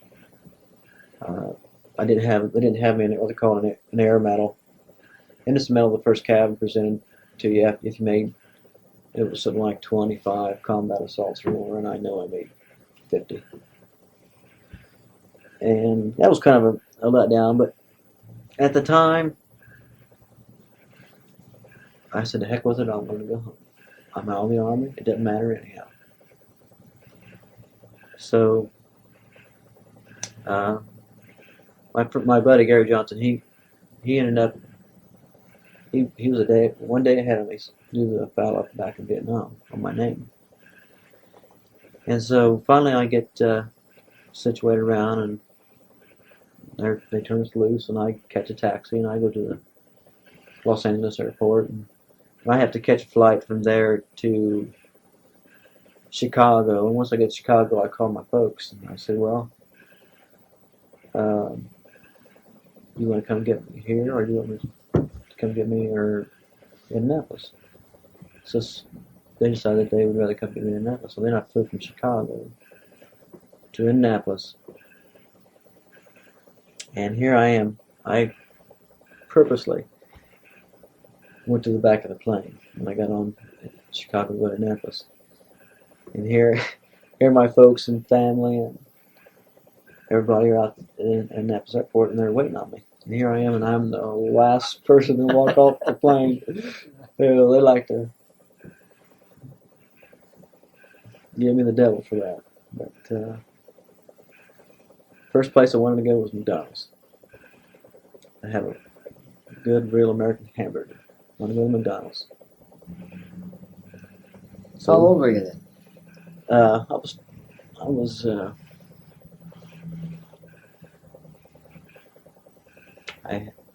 I was 22. I just turned 22. Just turned 22. And what date was this? This was December 14th. Oh, right before Christmas. Yeah. So I ended up, wasn't gone during the Christmas time. Either year, Either year. because he left in January and came back in December. Well, is everyone surprised and happy to see you? Oh yeah. You know, this time in Vietnam, I had a close friend in LaFontaine that I wrote to a lot, and he kept me informed of what was really going on with my family. And this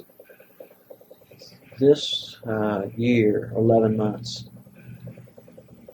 really had its effect on my mother.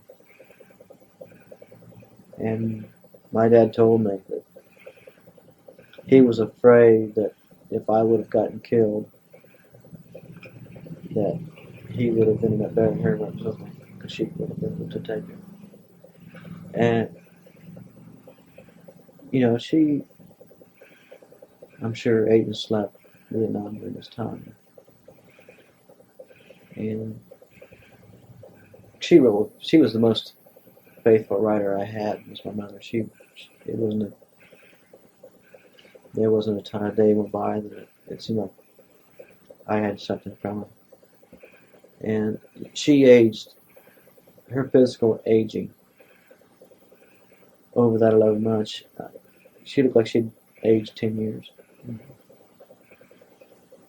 For myself, when I went over, I'd been 3 years training. I was probably 175, and I was probably the best physical condition I've probably ever been in my life. And I come back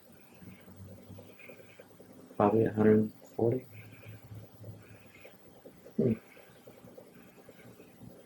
And you know, it had its effect on me. You know, it had to. But, Are your parents still there? mm-hmm. Both still there. Yeah. You mentioned Taiwan and R&R. Was there anything unusual there that happened? No, the only thing I thought was unusual a little bit was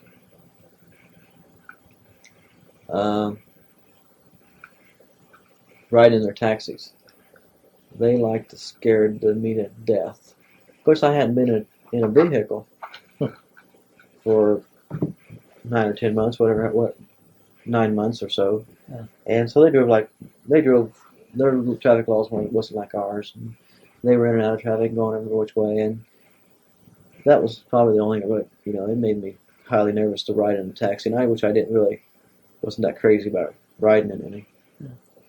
Were you ever, to your knowledge, exposed to Agent Orange? Or who knows? Well, let's say this. We worked in areas that had been sprayed because the foliage was dead. Mm-hmm. When you were getting a helicopter, you could tell the upper canopy of the jungle was dead. Mm-hmm. Now, I don't think that I was ever in an area that was sprayed recently. It had been sprayed, and the foliage was dead.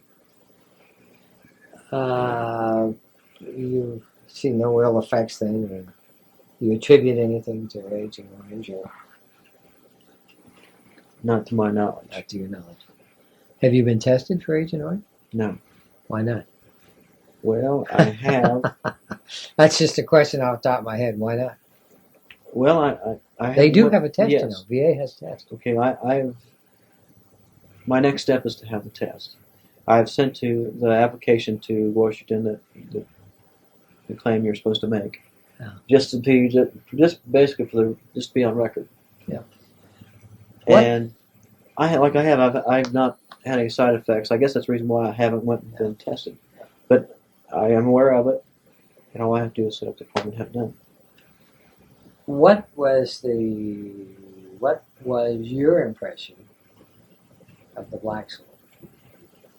The blacks. Basically, the blacks were okay. They didn't give me any trouble. the problem that you encountered is on the fire bases. By themselves or a couple of them together, they were just fine. They would work together with you just like anybody else would.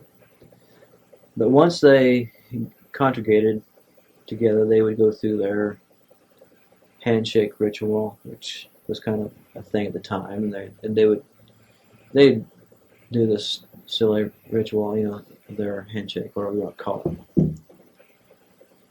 And that's what they want to do, is fine, But when they got in a group, that's when they acted like, if you want to say they acted different, that's when they did it. But by themselves, they were basically okay. And I had a few blacks in my squad, and even my platoon. And a couple of them were 2 and maybe 3 year veterans on their third tour. We had a black medic, and he would just get scared to death in a firefight, but he would rush out to where he was needed.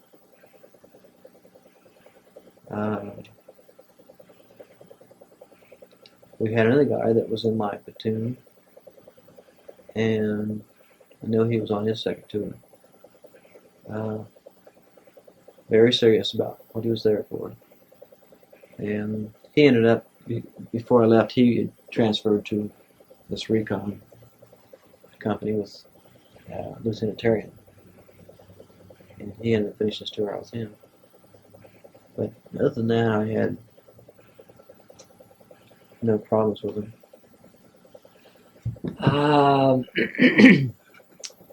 Have you ever joined any veterans organizations since you've been back? No, I haven't. As a matter of fact, there's one that's I can't remember what it's called. It's trying to get me to join right now, which I probably will. I just haven't had time to attend the meeting. You have nothing against them. Oh no. Yeah. How about the memorial in Washington, D.C.? What's your thoughts on that? Would you like to see it, or would you like to take your family there? I've been told it's quite something to see. Whether I'll ever make a trip there, I don't know. The problem is, I guess, if I'm going to have time off, I want to take my family someplace where I can enjoy it. Mm-hmm. Now, whether I'll get there or not, I don't know. Mm-hmm. But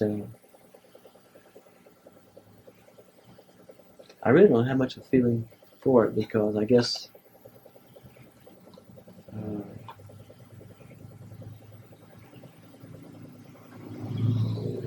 the only close friends that I would have there, that was the ones who died in my platoon during the time that I was there. I don't have any relatives there. I have all the relatives that was in Vietnam, which were several. I was the only one that was in infantry.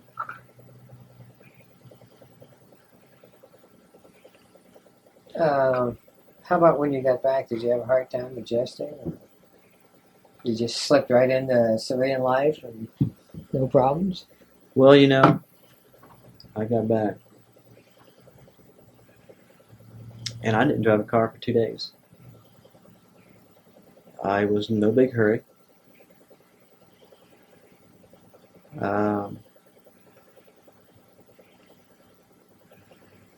When I got back that night, I called one of my girlfriends that I had been writing to, and of course, this was at like 1 or 2 o'clock in the morning, and I didn't want her to run over at that particular time, because we weren't that close, I guess you'd say.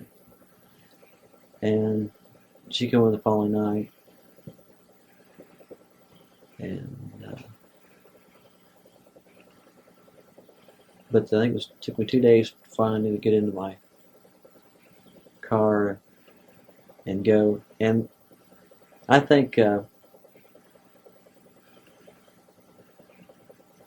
yeah, during this 2 days, I'd ride around with my mom and my folks. But a little interesting story too is the second day, my dad come to Wabash, and I rode into town with him, and he happened to stop, parked down by the franchise shop, which happens to be where my mother-in-law worked at the time. And I was sitting there in the car, and I know he went in to do something at the drugstore or something. I don't remember what he was doing. But I sit there and I thought, well, heck, I ought to go in while I'm sitting here tonight. I just go in and see Betty. Because we were, I guess, good friends. We always sit and talk before. I had a good relationship with Pam's mother before. We were dating before. And I had this kind of like a jacket on that was kind of like a flannel shirt, except it was a jacket. And on this jacket, I had this patch sewn on, and it said, and basically had a peace sign on it, and on it said, Southeast Asia War Games participant. Uh-huh. And so I had this jacket on, and I went inside there, and stroke of luck, there was Pam. And they were both just dumbfounded to see me come walking in there, because they didn't know I was home. And like I said, I had dated Pam's son before that, and we didn't write that much during that time. I would write, but she would never write, because she was still in school. She was, she was a teenager. She was caught up in the teenage way of life, and what was going on in Vietnam was none of her concern. And they were both dumbfounded to see me come walking in there, and they were really surprised to see me. And they got a little chuckle out of my jacket with my Southeast Asia War Games participant patch sewn onto it. And I was really disappointed when I didn't get back home and I didn't get out with amongst the people. Because here I am, I did the greatest thing I've ever done in my life, accomplished something that it's hard to explain. You're proud of what you did. I can remember back when I was in Vietnam, and I'd be hopping through the bush, and I'd think to myself, boy, if my friends could see me now. Anyhow, I get back, and hell, nobody even wants to talk about it. Here I got all this inside me. I got so much stuff I want to say, and nobody wants to hear it.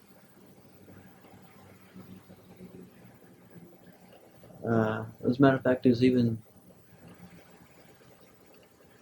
some guys that made smart comments to different people at the time. While Keene still telling his war stories, and I never talked to anybody about it unless they wanted to hear it. And any time that I would talk about it, and I get the impression that they were listening, but they didn't really care, I'd just shut it off. Why bother?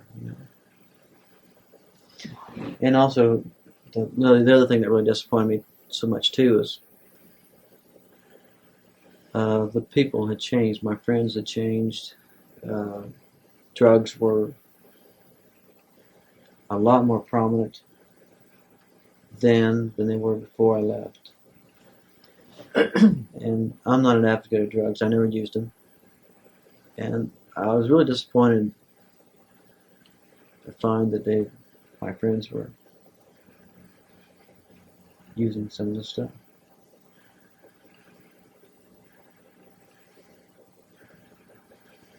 What did you do then? Go back to work or find a job? Or? Yeah, I think I took about 30 days, and I went back to my old job that I had, but I didn't go back to the same position that I was in before. I was just a machinist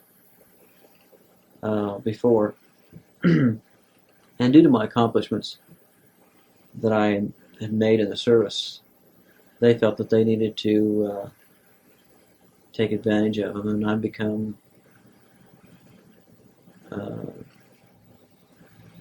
what I actually did then was I took I kind of like become a sales representative. I wasn't really a salesman. My job was basically to go out and demonstrate our machinery, and it was a machinery that we were making before I ever left, so I knew it before. And they kind of more or less moved me into the company aspect of it, other than production worker or whatever. Mm-hmm.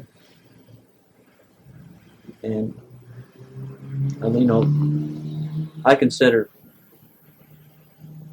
my time in the service, Vietnam. I've told different ones that I consider my time as my college education. I didn't go to college, but I consider this my college education because I've learned things about life that you could never learn in any college, anywhere, or wherever. It's just the facts of life that you had to learn the hard way. Do you have any problems then with any relationships with your family or girls or anything else? No. You just picked up where you left off. No, because when before I left, I knew I was going, and I knew where I was going, even when I was drafted. And so therefore, I knew this year ahead of time.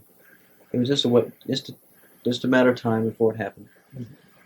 And I wasn't emotionally involved with anybody at the time.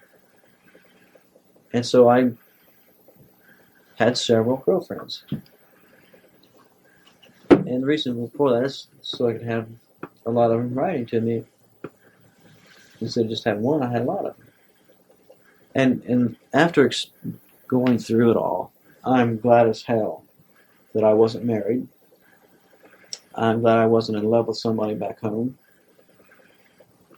because it would have made my tour of duty a lot miserable.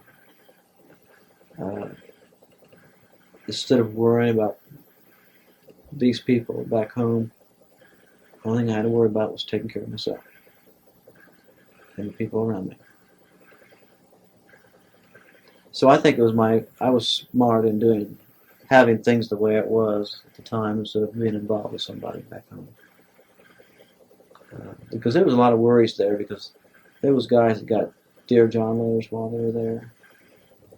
Married guys that got Dear John letters. And hey, just imagine what that would be if you was however many miles away it is to Vietnam. Halfway around the world. And you get a letter from your wife saying, I'm divorcing you. Mm-hmm. And there ain't a damn thing you can do except wait your time out. Not the slightest thing you can do. Write a letter home, you know. Hey, I had a guy walking point. That's what his job was. I had to take him off point because of this thing that happened to him. It's him and his wife. And he just couldn't perform.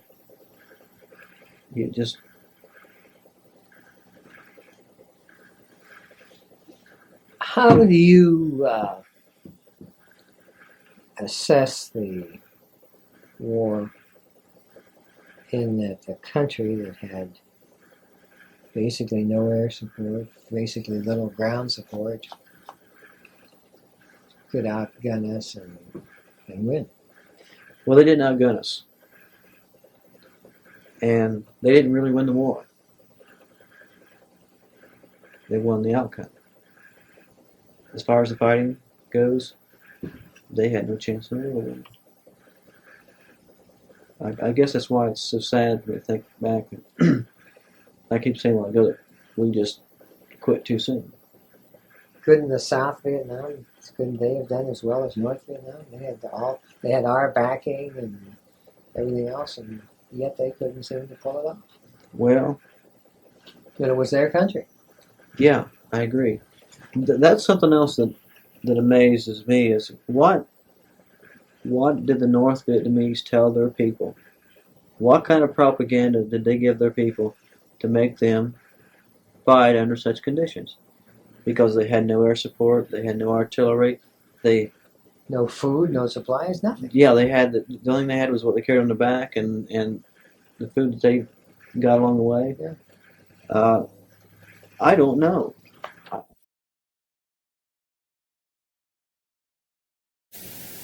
What you and I are discussing the background of the war and everything else, and I was just about ready to make the point when the tape changed.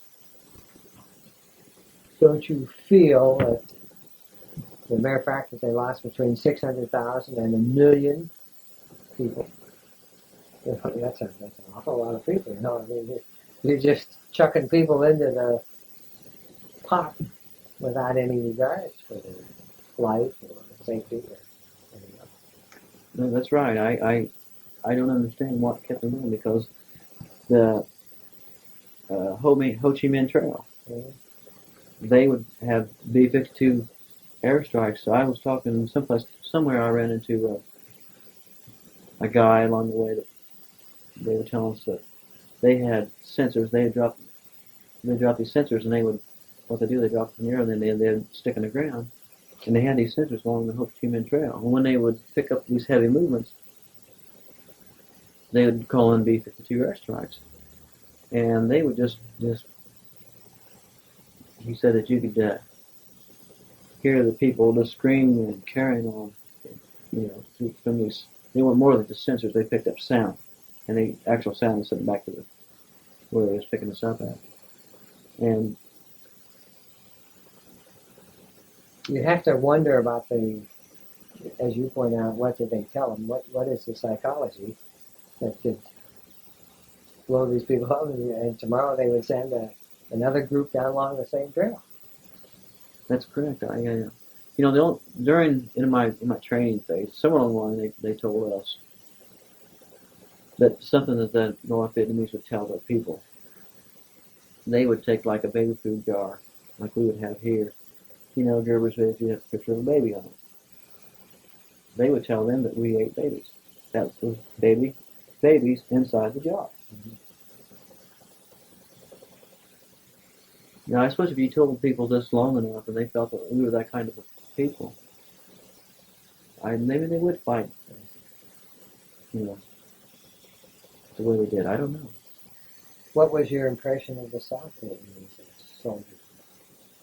Well, to tell you the truth, it's hard for me to say because there was only a few that I come in contact with, and they were the ones that worked directly with us, and they were like scouts and whatever. So we never really worked with an armed force or whatever, and it's hard for me to speculate on that. But evidently, they weren't trained. They weren't trained well enough to defend themselves on the map. They were some South Vietnamese forces. I don't know what they were called, but they were some that they were on the same capabilities of like the Korean Rock Army. But there wasn't enough of them doing. And Do you feel any different today than you did when you left?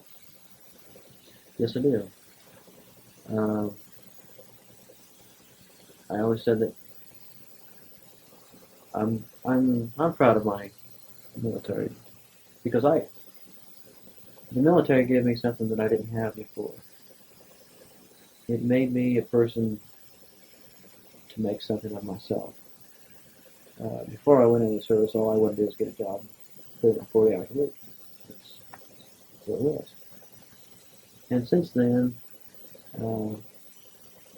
it's made me want to make something of myself. I've done a lot of different things other than the average common labor. And, but now,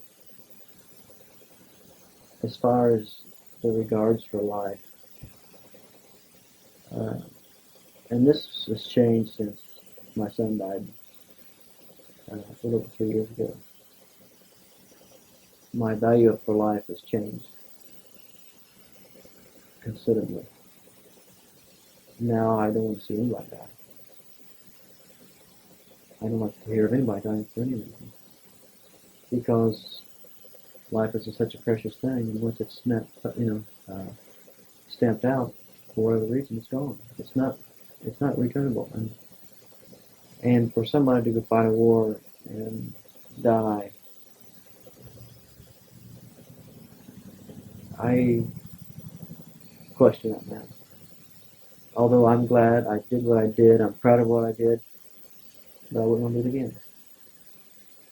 And that brings me to another thing that really upset me at the time, is when they give the draft dodgers amnesty.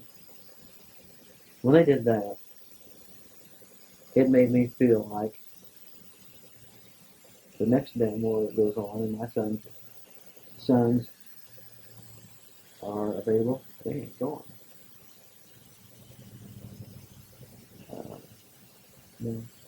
I did my part. Why shouldn't everybody else? I believe that I was American. It was my duty to serve my country when my time came. When they come to call for me, it was my obligation. And here there were, I don't know how many draft evaders there were at the time that went to Canada or wherever. And here they let those people come back. They're supposed to be Americans, but didn't do their part. As an American, I don't feel they have the right to live here. I guess maybe because I don't feel the war was that wrong. It's like I said, it was right, but it was wrong. But since then, I relaxed those feelings a little bit too. Time has a way of healing it, changing the feelings. But like I said, the fact about life, I don't like to see life taken for any reason, and it seems like there's so many people in the world today that doesn't think a thing about it. No value, that's for sure. Well, have we covered about everything you think? If you haven't, you're going to have to write it out long and add it on there. I've got frags, black, protest, R&R, Agent Orange, sandbagging, reparations, nostalgia for war, terrain and Khmer Rouge, Veterans Organization Memorial. I think we pretty well covered it, don't you? I'm sure that there's a lot of instances that I've left out. But, if there are any of those, you can just write them down, put them in, because they correct this and then they type it and then they send it back to you, and then you correct it and send it back to the library, and they in turn type it for the final copy, final draft. So as I pointed out to you, you may want to use some scissors and do it the easy way. You just paste it all together because they're going to retype it anyway. So I think if we've pretty well covered it, I think I'll end here. I certainly want to thank you for this was 3 sessions, right, 8 tapes, 8 sides, so we've gone almost 4 hours. And I appreciate it, Mike. Well, it's been my pleasure. I'm sure there's a lot that I could have left out, and there's probably a lot that I could have probably told better, but it has been. You'll have a chance to correct it.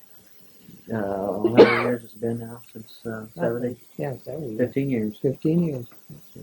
This is George Dingleby, Wabash Carnegie Public Library.